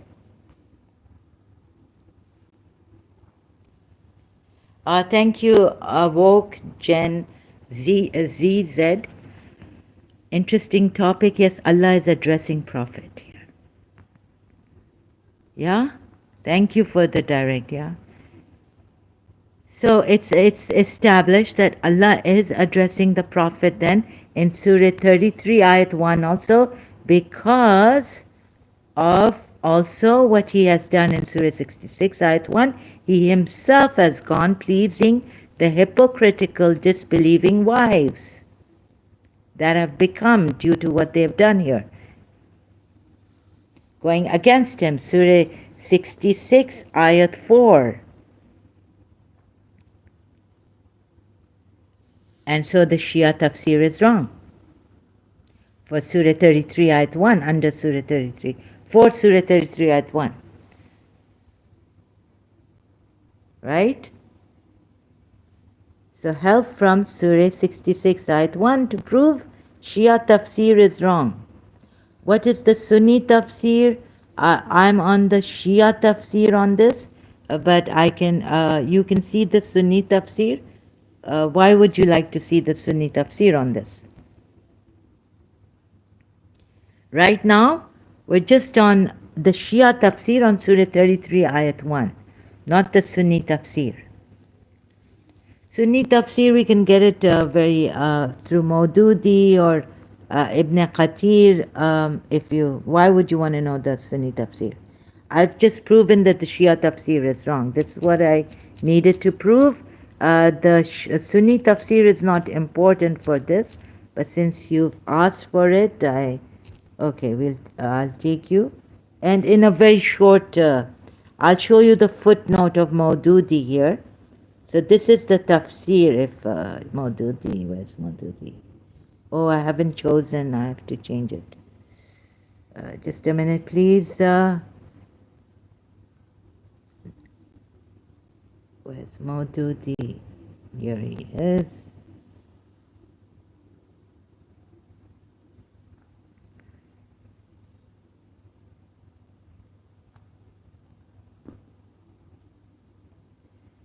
Footnote 1. This is the tafsir, right? On Surah 30, Surah 33, Ayat 1. As we have mentioned in the introduction to the surah, these verses sent down at a time when Zayd had already divorced Zainab. The Prophet was himself feeling, and Allah had also inspired him with this, that it was the right time for strike. What's this?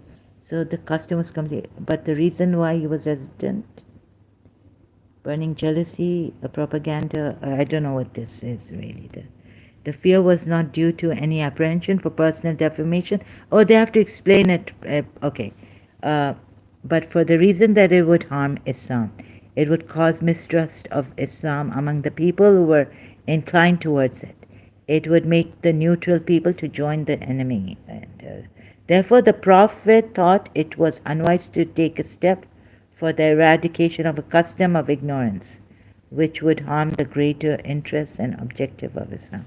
I'm not getting the Shia tafsir on this.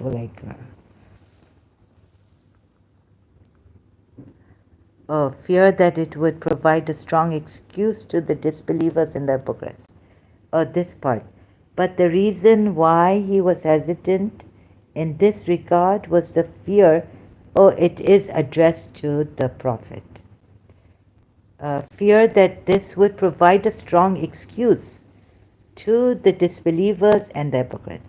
So this is why it is addressed to the Prophet, not to hearken to the unbelievers and the hypocrites.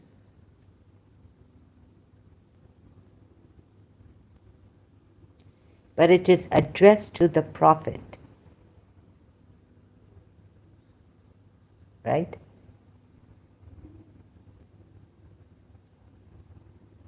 So I'm showing you mostly like the Shia first here on Surah Tahrim, Surah 33 Ayat 1, where the Shias have been wrong. So that's why I'm not showing the Sunni tafsir, because the Shia, it's only where the Shias have been wrong. I'm pointing that out here for Surah 33 Ayat 1. And then showing Surah 66 Ayat 1, not only because of what the custom he changed, Allah changed and told him that this Zaid is not your adopted son, but actually the Prophet has gone on for pleasing his disbelieving hypocritical wives here, right? So correcting the Shias on this, that Surah 33 Ayat 1 should be addressed only to the Prophet, since he's already gone hearkening to the unbelievers and the hypocrites. If I am not wrong, Shia also hurt themselves, right? That's another, yes, you're right. It's, yeah. That's another matter, okay? This is academic right now. But please stick to the point here. If you're trying to, why are you asking me this? Are you trying to test me if I have something personal against Shias? But I'm proving here through the Quran ayats and the tafsir that the Shias are wrong in this.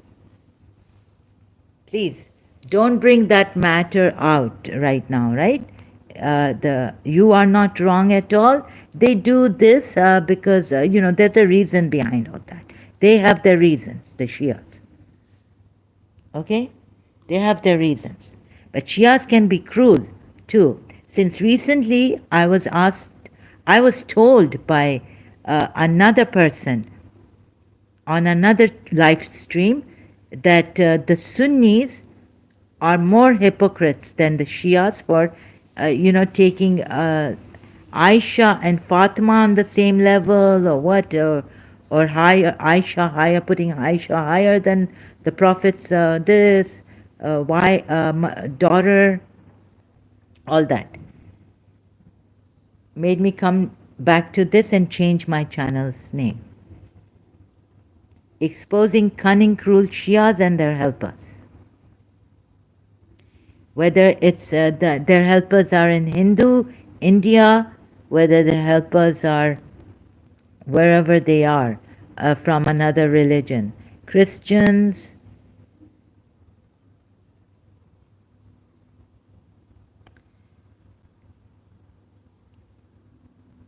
because most of the ex-Muslims are on, mostly on Sunni Islam.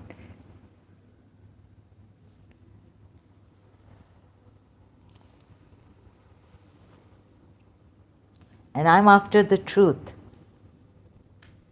And no, I'm also showing that the Shias are as hypocrites as the Sunnis.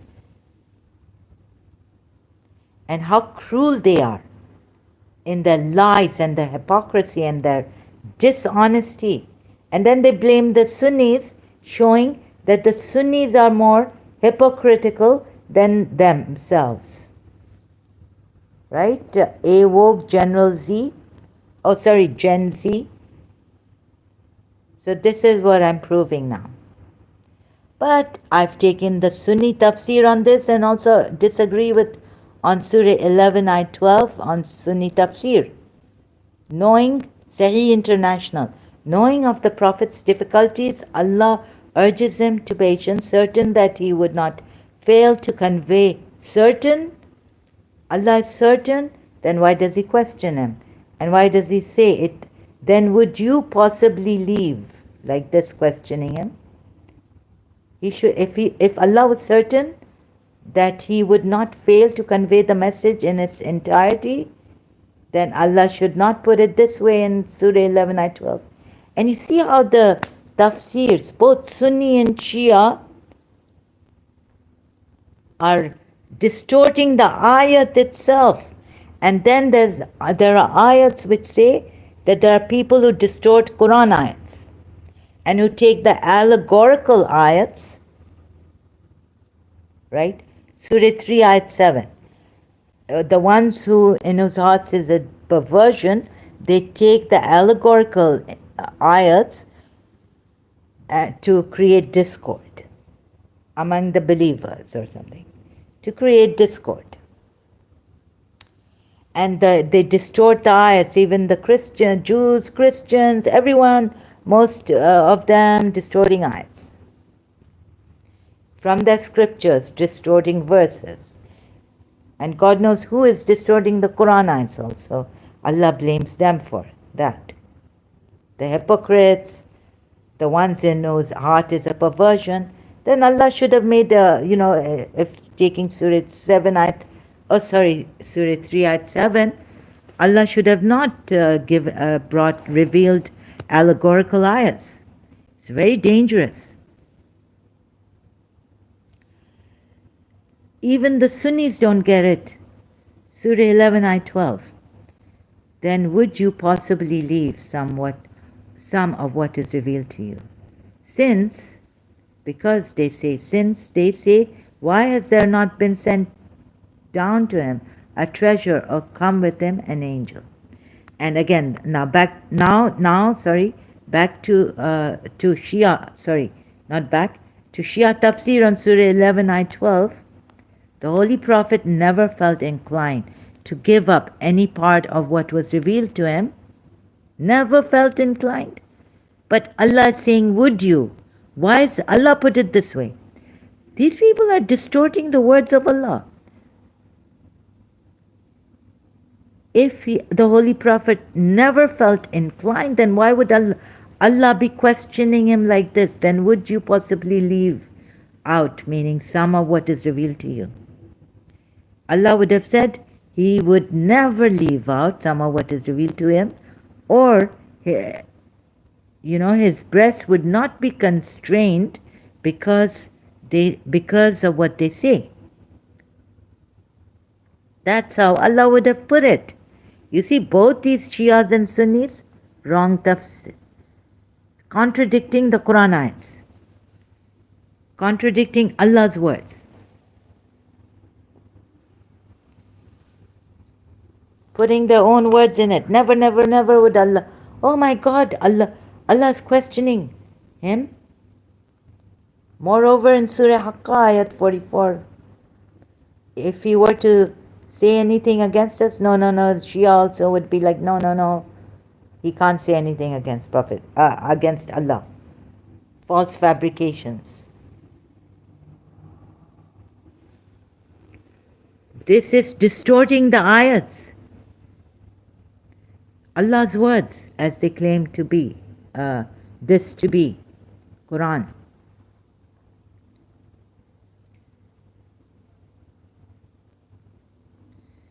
So the Shias in this have been worse. Because, the Sunnis at least say for Surah 21, ayat 27 also, they are the prophets of Allah, were his servants raised to honor, right? They neither spoke nor acted at any time of their own will. They said and acted in all things by Allah's command. This verse proves that all the prophets and the messengers of Allah were infallible, because whatever they said or did was in fact Allah's word or action. Whatever they did or said. Now the Shia tafsir is this. The Sunni is that these are angels, not prophets of Allah. On Surah 21, ayat 27, in which Allah says, they do not precede him, meaning Allah, in speech, and only according to his commandment do they act. So who are more hypocritical in this? When the Shias know that the prophets of Allah were his servants raised to honor. So they neither spoke nor acted at any time, even personally, privately, of their own will. They said and acted in all things by Allah's command. Who are more hypocritical about this? Shias. See, for Surah Tahrim Ayat 1, they defend the Prophet. O Prophet, why do you forbid that which Allah has made lawful to you? You seek to please your wives when the Shias know that these wives are unforgiven by Allah. They did not repent, they did not mean it, they're disbelieving hypocrites now. And forever, until they were alive, both Aisha and Hafsa.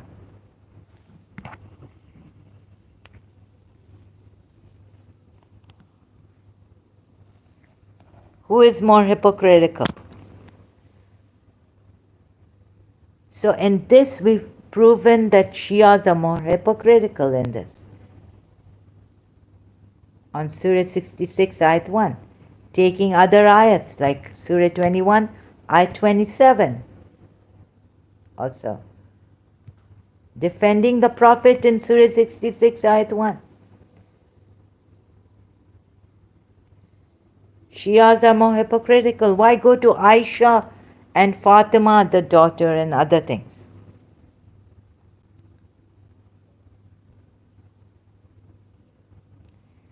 So and moreover, now we've seen that the Sunni also are saying something else in Surah 11, Ayat 12, and Allah has said something else. And the Shias too. Right? In Surah 33, Ayat 1, Surah Hud, Ayat 12 also. Both Sunni and Shia in Surah Hud, Ayat 12. Allah is saying something else. Shia Sunni commentary saying something else. So they are the ones distorting the Quran ayats. Both of them. Allah is saying one thing, right? And Shia and Sunni interpretation says another thing on Prophet Muhammad.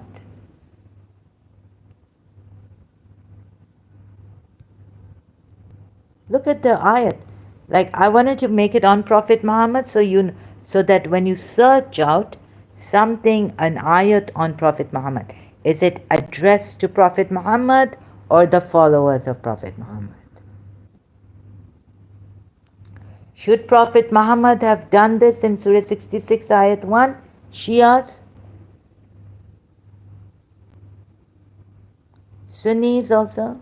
No.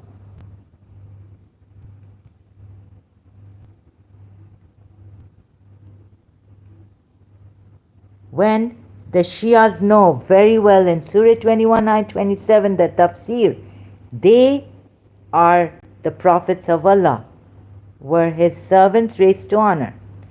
Who is more hypocritical? So, on one hand, this, Surah 21, Ayat 27, it's correct, right? The tafsir, that these were the prophets of Allah honored, and they neither spoke nor acted at any time of their own will. Any time. They said and acted in all things, meaning private matters too, by Allah's command. And in private matters, please see this. Shias have put a good word for this. He forsook this. He gave up. He didn't. If he had forsook it, it would have been great. Okay? Refrain, but he forbade himself this. He didn't forsake it, he forbade it. Shias cannot use this word, that the Prophet on Surah 66, Ayat 1. Don't use this word. See? So I didn't put it in notes, the Shia multilingual Quran on Surah. See, Shias don't mention forbid here. They just say the Prophet, because it has other commentaries too of the other ayats in the surah.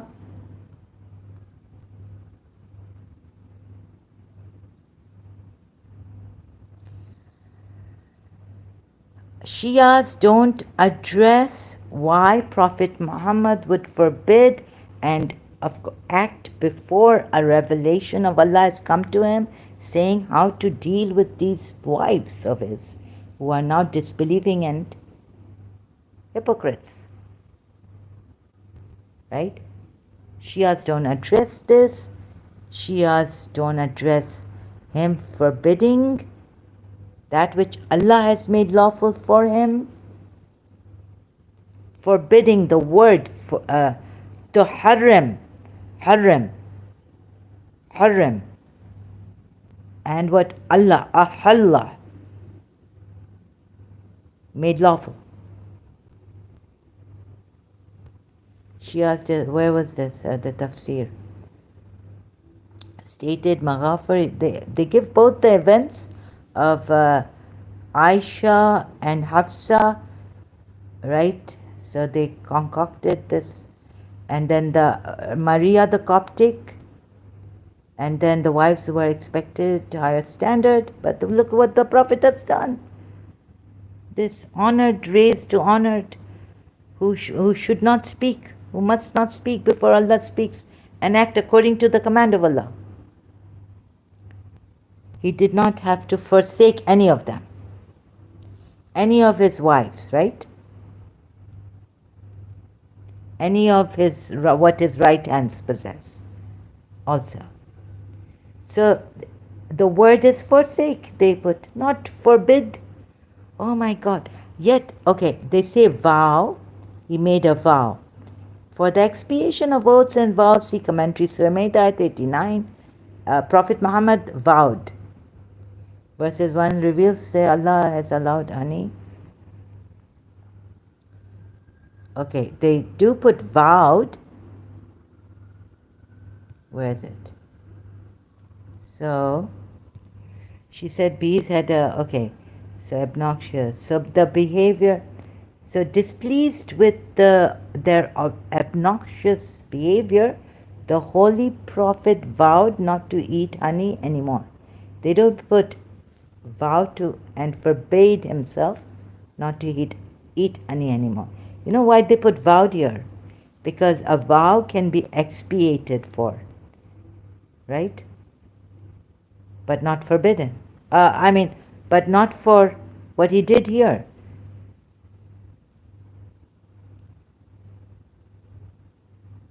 Acting before Allah has told them how to act with these wives. So they're going against Surah 21, Ayah 27, and they should know it. There's no, look, if you have the license, you're a car driver, you have the license, right? So you cannot plead ignorance of the law.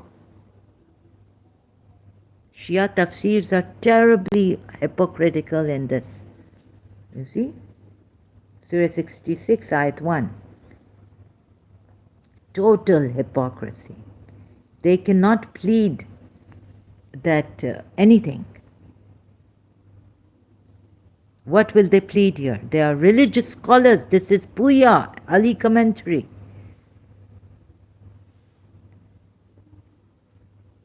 They cannot plead ignorance of the law of the Quran, Ayat Surah 21, Ayat 27. When they themselves have said it, what have they said here? Surah, See, multilingual Quran. How can they plead ignorance?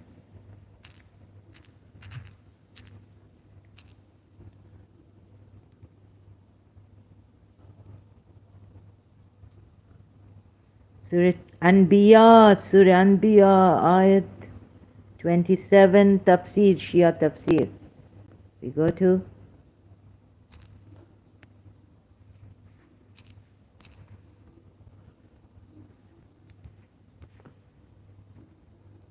they do not precede him in speech, and only according to his commandment do they act. The prophets of Allah were his servants raised to honor. They neither spoke nor acted at any time on their own will or wish. They said and acted in all things by Allah's command. This verse proves that all the prophets and messengers of Allah were infallible because whatever they said or did was in fact Allah's words or action.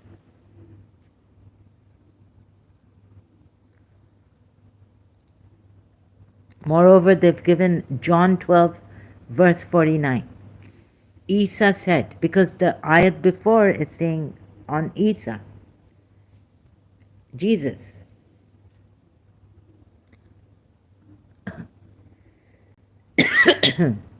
According to verse 136 of Surah Baqarah, Islam respects, honors, and reveres all the prophets of Allah.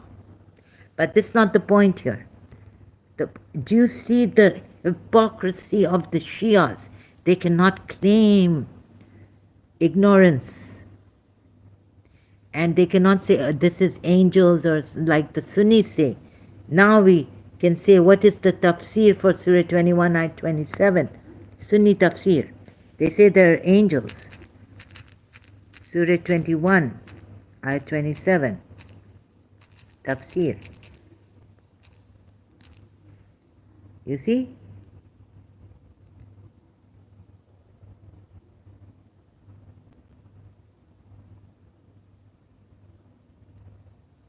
Oh, sorry.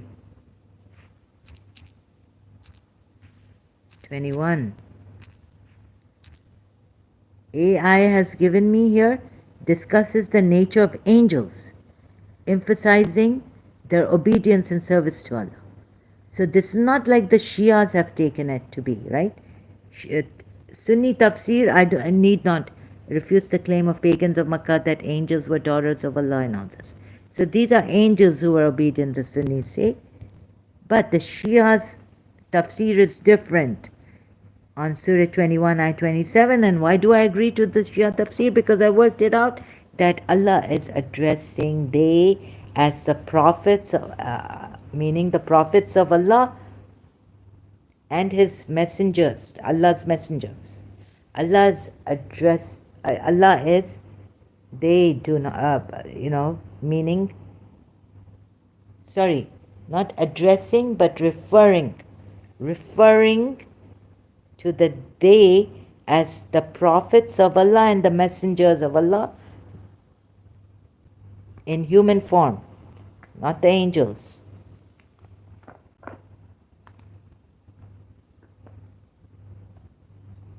Human messengers of Allah and prophets of Allah. Not Jibrail, not Gabriel, not Jibreel, as the messenger of Allah also, but human prophets of Allah, messengers of Allah. Servants raised to honor. Previous ayat, Surah 21, ayat 26. Rightfully so. So this is right about the Shias. I agree with the Shias on this. So when the Shias know this, that these are the servants of Allah who should not precede Allah in speech and act according to the commandments of Allah. Look at the Shia hypocrisy then. In Surah 66, ayat 1. O Prophet, why do you? So you see, showing you from multilingual Quran now, because I didn't put in my... See, they defend the Holy Prophet. He's as if he's done nothing wrong, and the wives should have shown higher standards, right? And it was allowed to for him, and he, how they put it here, right? So the wives of the Holy Prophet were expected to show a higher standard in behavior as they were in the company of the superiormost teacher of manners, social behavior, and etiquette. The Holy Prophet's mind was sorely distressed by the obnoxious behavior of Aisha and Hafsa, and he renounced the society of his wives for 1 month. Verse 1 was revealed to say that Allah, as Allah has allowed him honey and Maria, made lawful for him, he did not have to forsake any of them. Forsake is giving up, or maybe refraining without a vow, without forbidding it. But see how they dodge it, how they dodge the ayat. Allah has allowed him, allowed him? Oh, okay, he's, allowed, permitted. No, he's made lawful for him honey and Maria, and he did not have to make it unlawful for him. Now, again, look at the hypocrisy of the Shias here. It's worse than the Sunnis.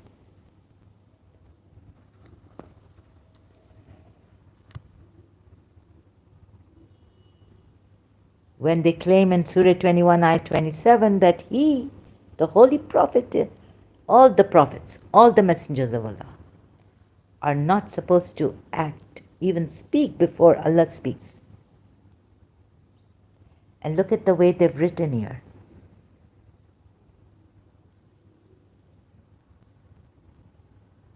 Like Allah permits you this, but you can renounce it, you can forsake it, you can give it up. No, it's not like that. Look. Again, opening Surah Maidan. 87.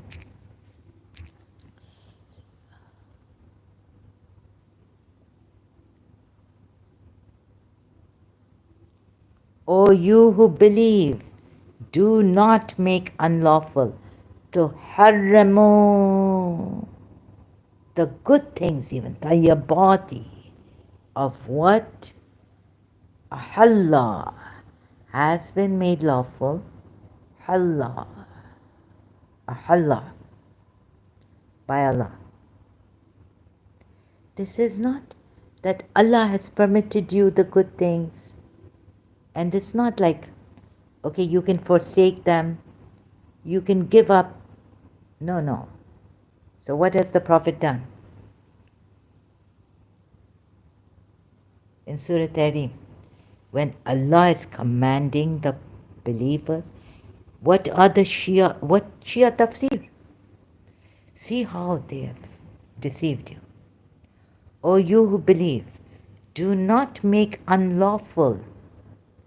It's not saying that what Allah has permitted you of the good things, you can forsake it. O believers, you can give it up.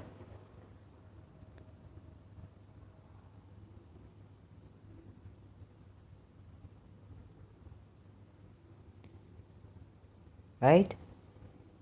These are religious things. Unlawful is a religious word.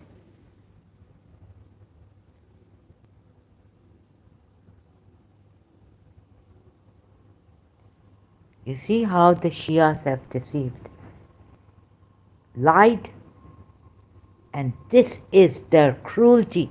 Forget the wives, for God's sakes. Here, forget the wives for now. Shias, look at the deception.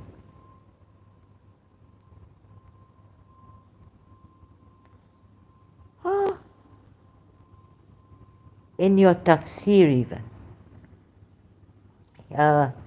So, the Holy Prophet's mind was sorely distressed by the obnoxious behavior. Forget the obnoxious behavior of Aisha and Hafsa. And he renounced the society of his wives for 1 month. Allah didn't even tell him or what. Verse 1 was revealed to say that as Allah has allowed him honey, allowed him, made lawful. Put the right word here. the religious word. This is a religious matter. You are giving a lower word. Oh my God. You know what's an addict, right? This is religious, Baba. This is not allowed. This is made lawful. Addict. Or edict, sorry. Meaning? Which word shall I give? This is a religious. This is not permitting only. This is making lawful. Official order, a proclamation issued by a person in authority, by Allah. Order, command, okay, proclamation, decree.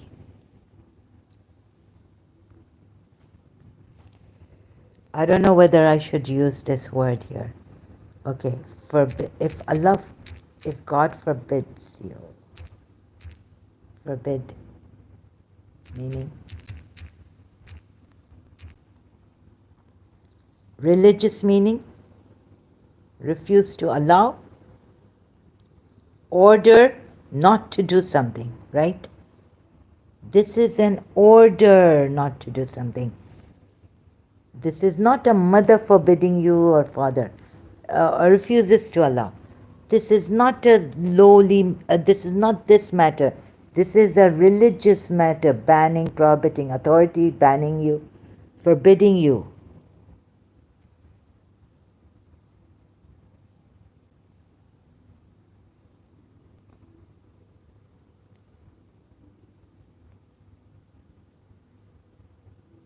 You see? Allowing would be also like permissible. It is permissible. Allah has permitted this. You know, permissible, permit. Let me see. It doesn't have that authority officially allow. Okay. Permit. Okay, that official, an official document. Oh, this is like, look, not permit. That would be permitting, permissible, making it permissible.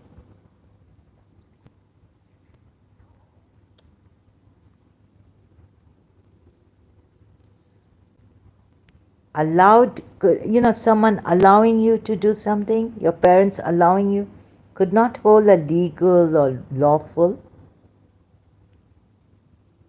thing.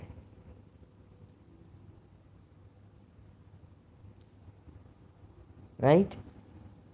What's that word?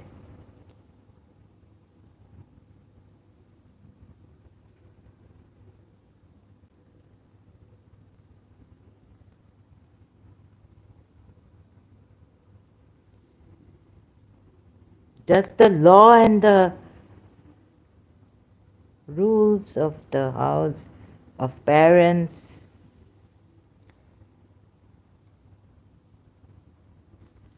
let's bring this, let's come to, let's not take the English. Let's just say makruh.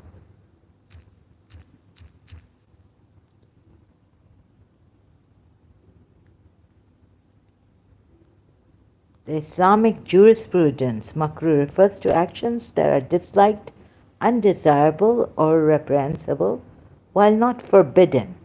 They are discouraged, and abstaining from them is rewarded, though committing them, okay, can you use the word committing them? Does not incur sin or punishment. It's one of, so it's not, okay, but it's one of the, maybe I'm wrong in using permissible, recommended. Wait a minute. It's one of the 5 legal values in Islamic law, alongside obligatory, recommended, permissible, and forbidden.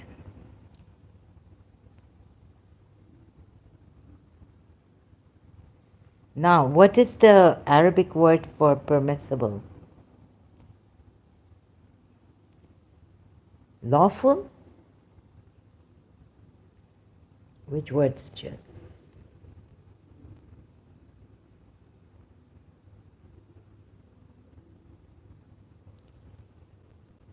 Let's see Wikipedia.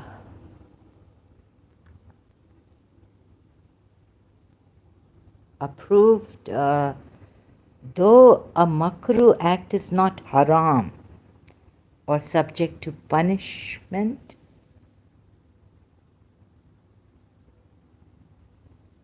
mandab, recommended, obligatory is wajib or fard, mustahab or mandab is recommended. So can we use something like recommended, permissible, but not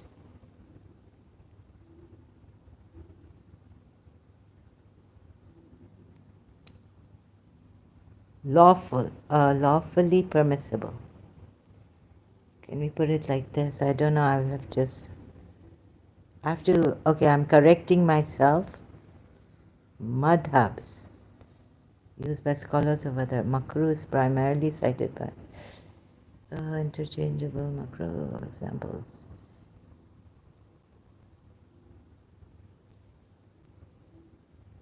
So, it wasn't, let me put it this way, for Surah Tahrim Ayat 1.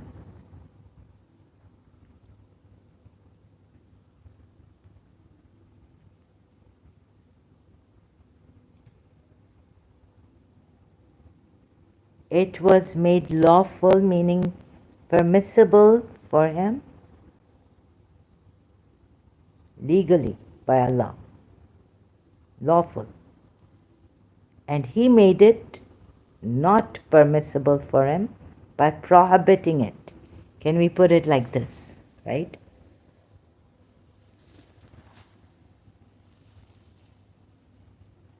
Oh God. And because the Shias, the way they've put it, like permissible or...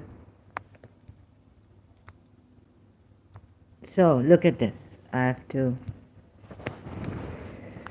The Shias would say, no, okay, he's made a vow. He would have... No. Here. The Holy Prophet's mind was sorely distressed, okay, by the obnoxious behavior of Aisha and Hafsa. He renounced the society of his wife for 1 month. Okay, he renounced it, but without the command of Allah or whatever. We don't even know that, and we're not told here. But what is important now here? Verse 1 was revealed to say that as Allah has allowed him. Now they've used the word allowed him without using the proper word lawful. Now there's is there a difference between lawful and allowing or permitting? Making it lawful or allowing it? Allowed him Hani and Maria. They should have put lawful, made lawful for him. Hani and Maria, he did not have to forsake any of them. Give up. You see,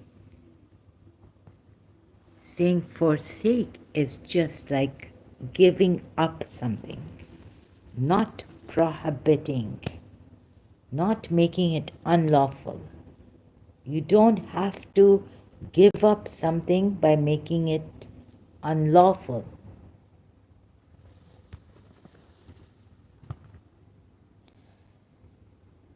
So to be precise, the Shias are not precise on this, and you know why? Why aren't the Shias precise on this? Moreover, ask yourselves, why?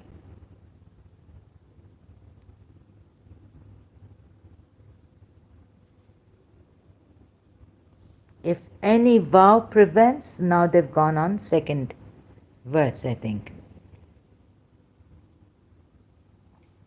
If any vow prevents from doing good or acting rightly, one should expiate the vow. Why even take a vow to prevent from doing good or act rightly? That's also, I would say, But that's not the point here. The point for this Surah Tahrimite 1 is these words used are lower slightly than the words used. Forbid. Forsake is definitely not the word to be used by which has been used by the Shia in Shia tafsir.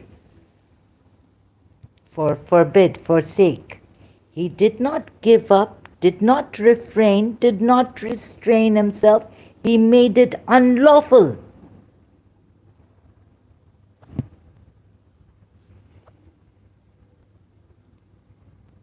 Got it?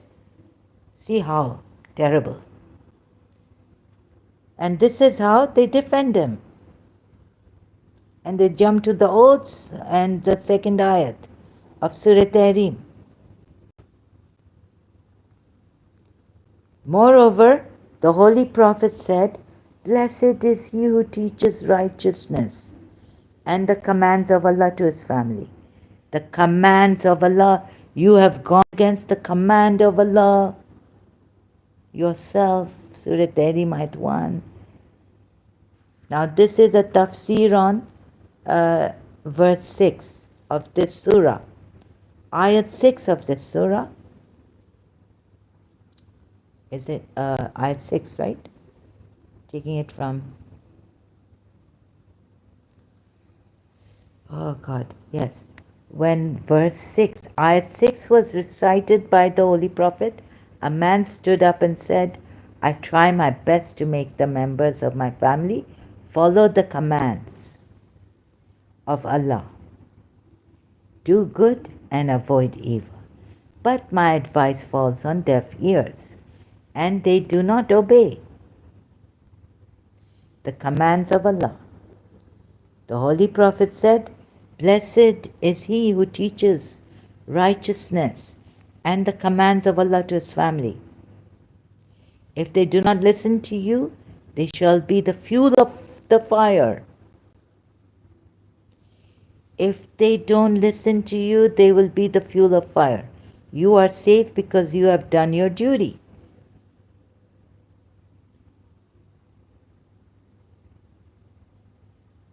Right? What is the command of Allah to the believers in Surah Ma'idah 87? Do not make unlawful the good things which Allah has made lawful for you.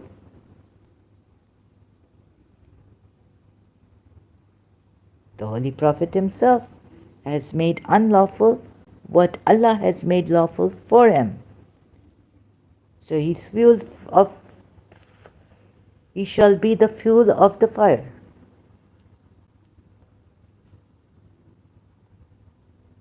The Holy Prophet himself.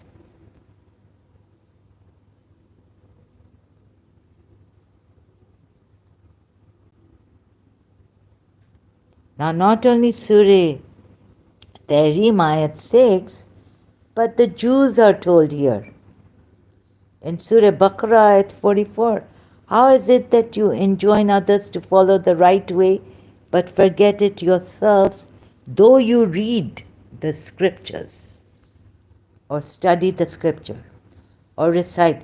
Do you order righteousness of the people and forget yourselves while you recite the scripture? Then will you not reason? But like in the tafsir, I think these are the Jews who are addressed here. There is no commentary by Abul Maududi available for this verse. So let's see Ibn Kathir.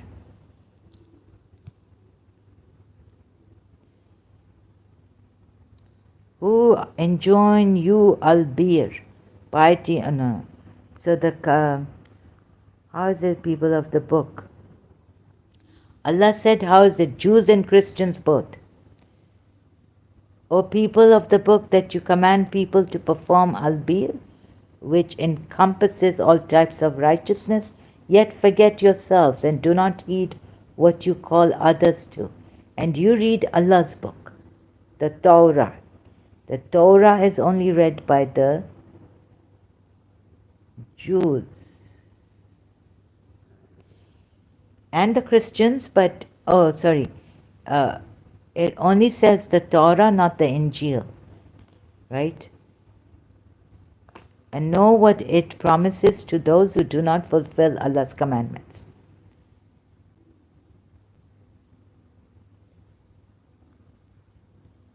Have you then no sense of what you are doing to yourselves, so that you might become aware of your slumber and restore your sight from blindness?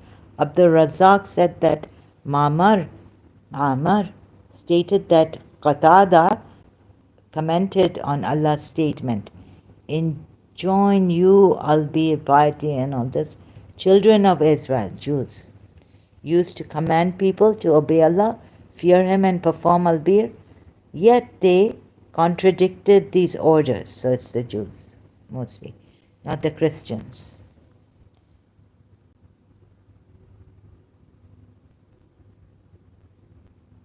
So whoever commands people to do righteousness, let him be among the first of them to implement that command. Also, Muhammad ibn Ishaq narrated Ibn Abbas said that, and you forget yourself means you forget to practice it yourselves when you recite the scripture Torah. Only the Torah has come, so it's about the Jews, not the Christians. Have you then no sense?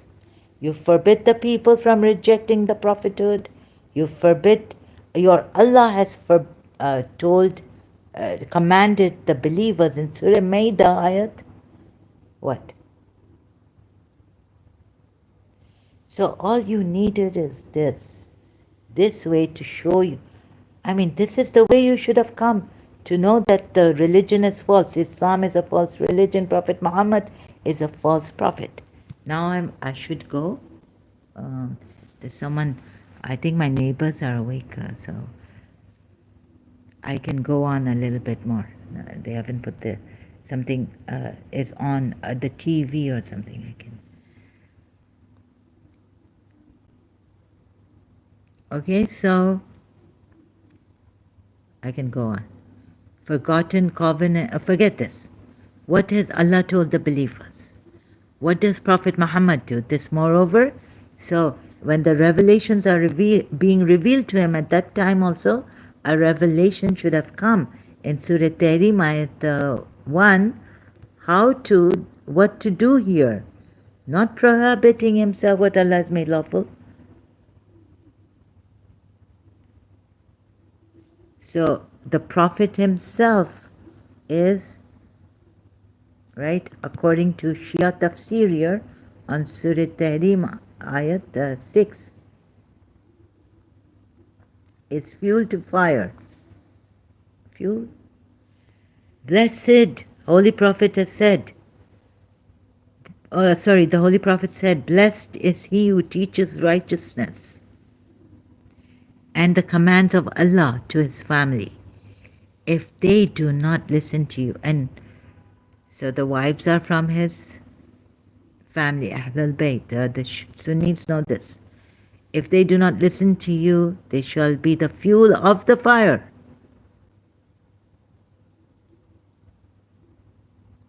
Holy Prophet is the fuel of the fire. You are safe because you have done your duty. He spoke before Allah spoke to him, and he acted without Allah's command against the command given to the believers in Surah Maida 87, making it unlawful for himself what Allah had made lawful for him, the good things.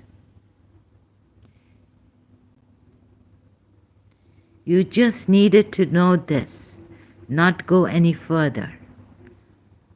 To know that this is a false prophet, he's the fuel of the fire. But I went more and more. And you see this Shia Tafsir. There's a saying in Shia Tafsir, right? The Holy Prophet had said, the Holy Prophet saying, Hadith. So, and this is the ayat. Surah 16 66, ayat 6. O you who believe, save yourselves and your families from a fire whose fuel is men and stones. Over it are angels stern and strong. They do not disobey Allah in what He commands them. What has Allah commanded? Not to make unlawful what Allah has made lawful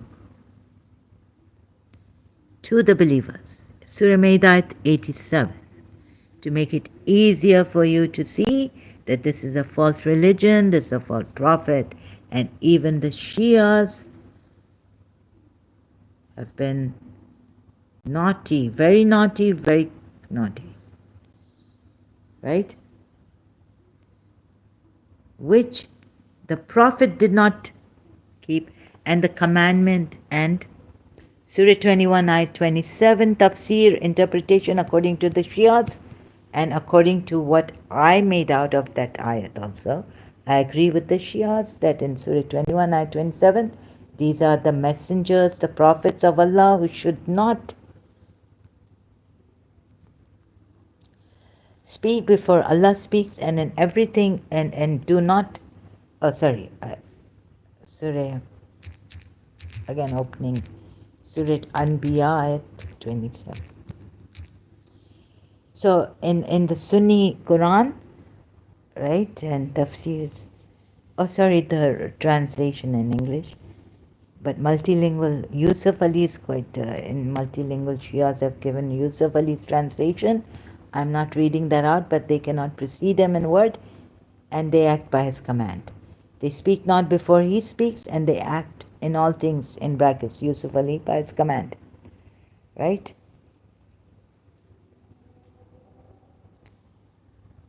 Shia said these are the messengers of Allah, and this means the Prophet also, the Holy Prophet.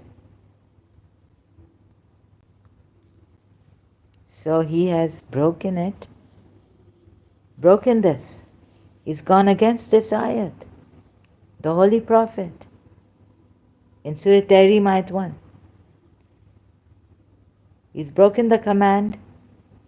He's gone against the command of Allah, given to the believers in Surah Maida, ayat 87, not to make unlawful the good things which Allah has made lawful for you, for the believers. Moreover, he doesn't practice what he preaches while the revelations are coming to him. So Surah Baqarah, ayat 44.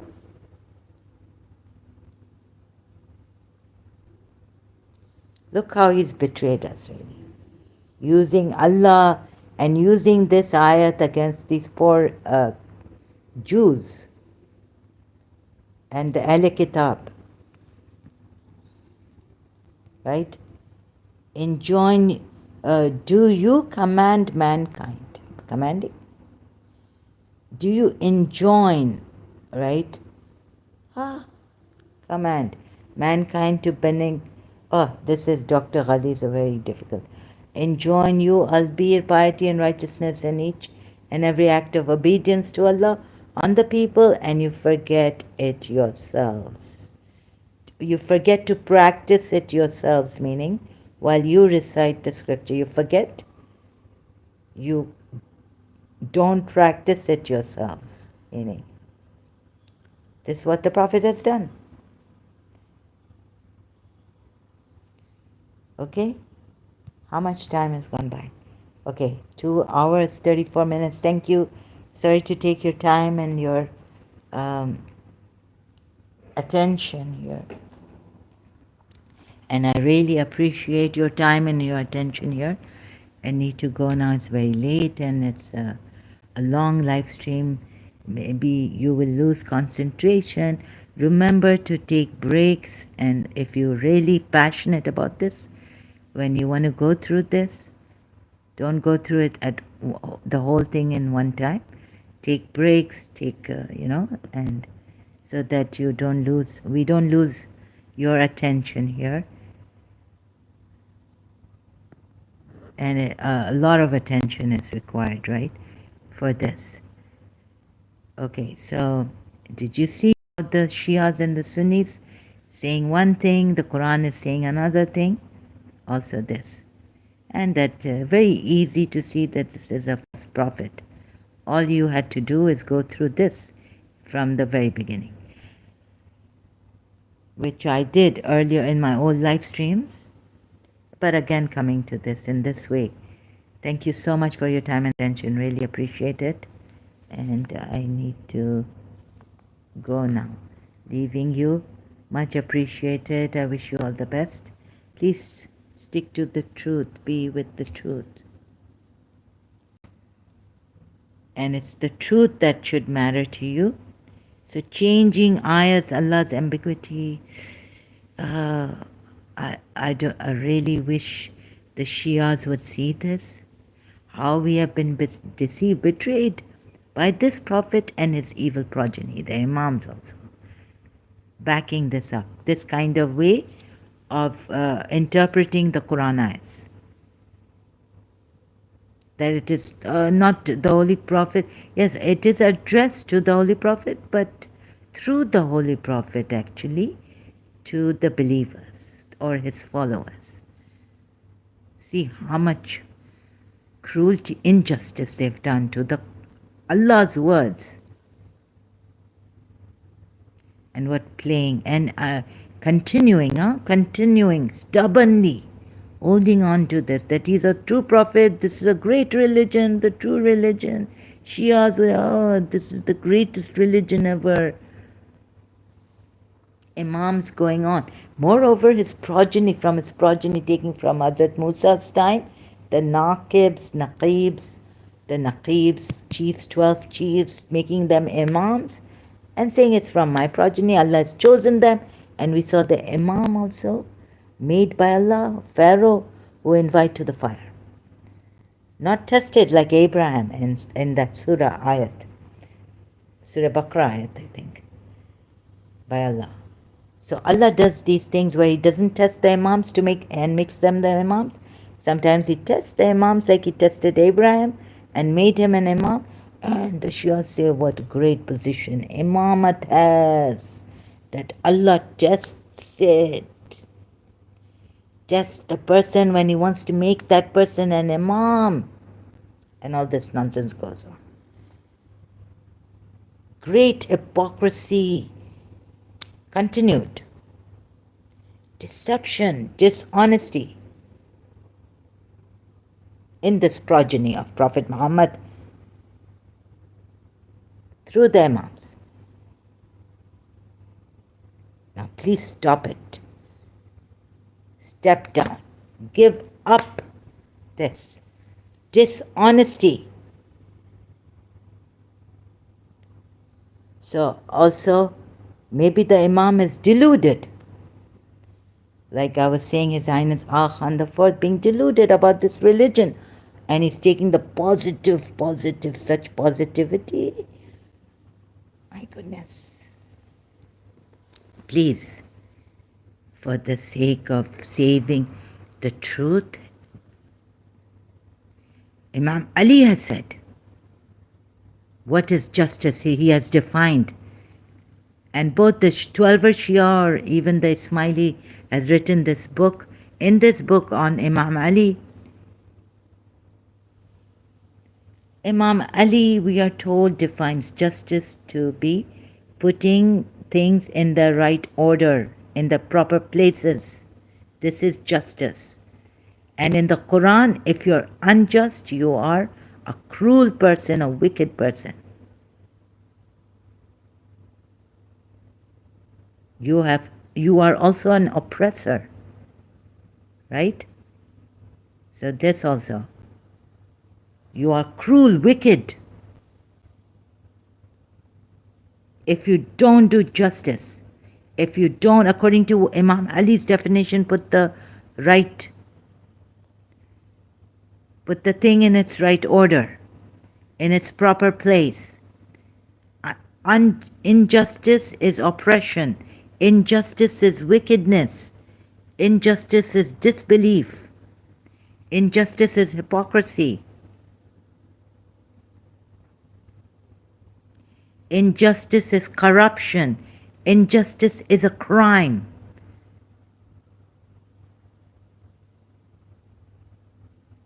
And this is what has been continued by the Shias and their imams. Oh, and the chosen, they say the chosen imams. By Allah, chosen. From the progeny of Prophet Muhammad. Please stop this injustice now. Thank you so much. Really appreciate it. For your time and attention, really appreciate this. Lives, what is at stake here? That's why I have to take so much of your time and attention here. I apologize greatly, but I have to. I have no other way. I wish I did. Thank you so much. We'll be back. Until then, thank you so much.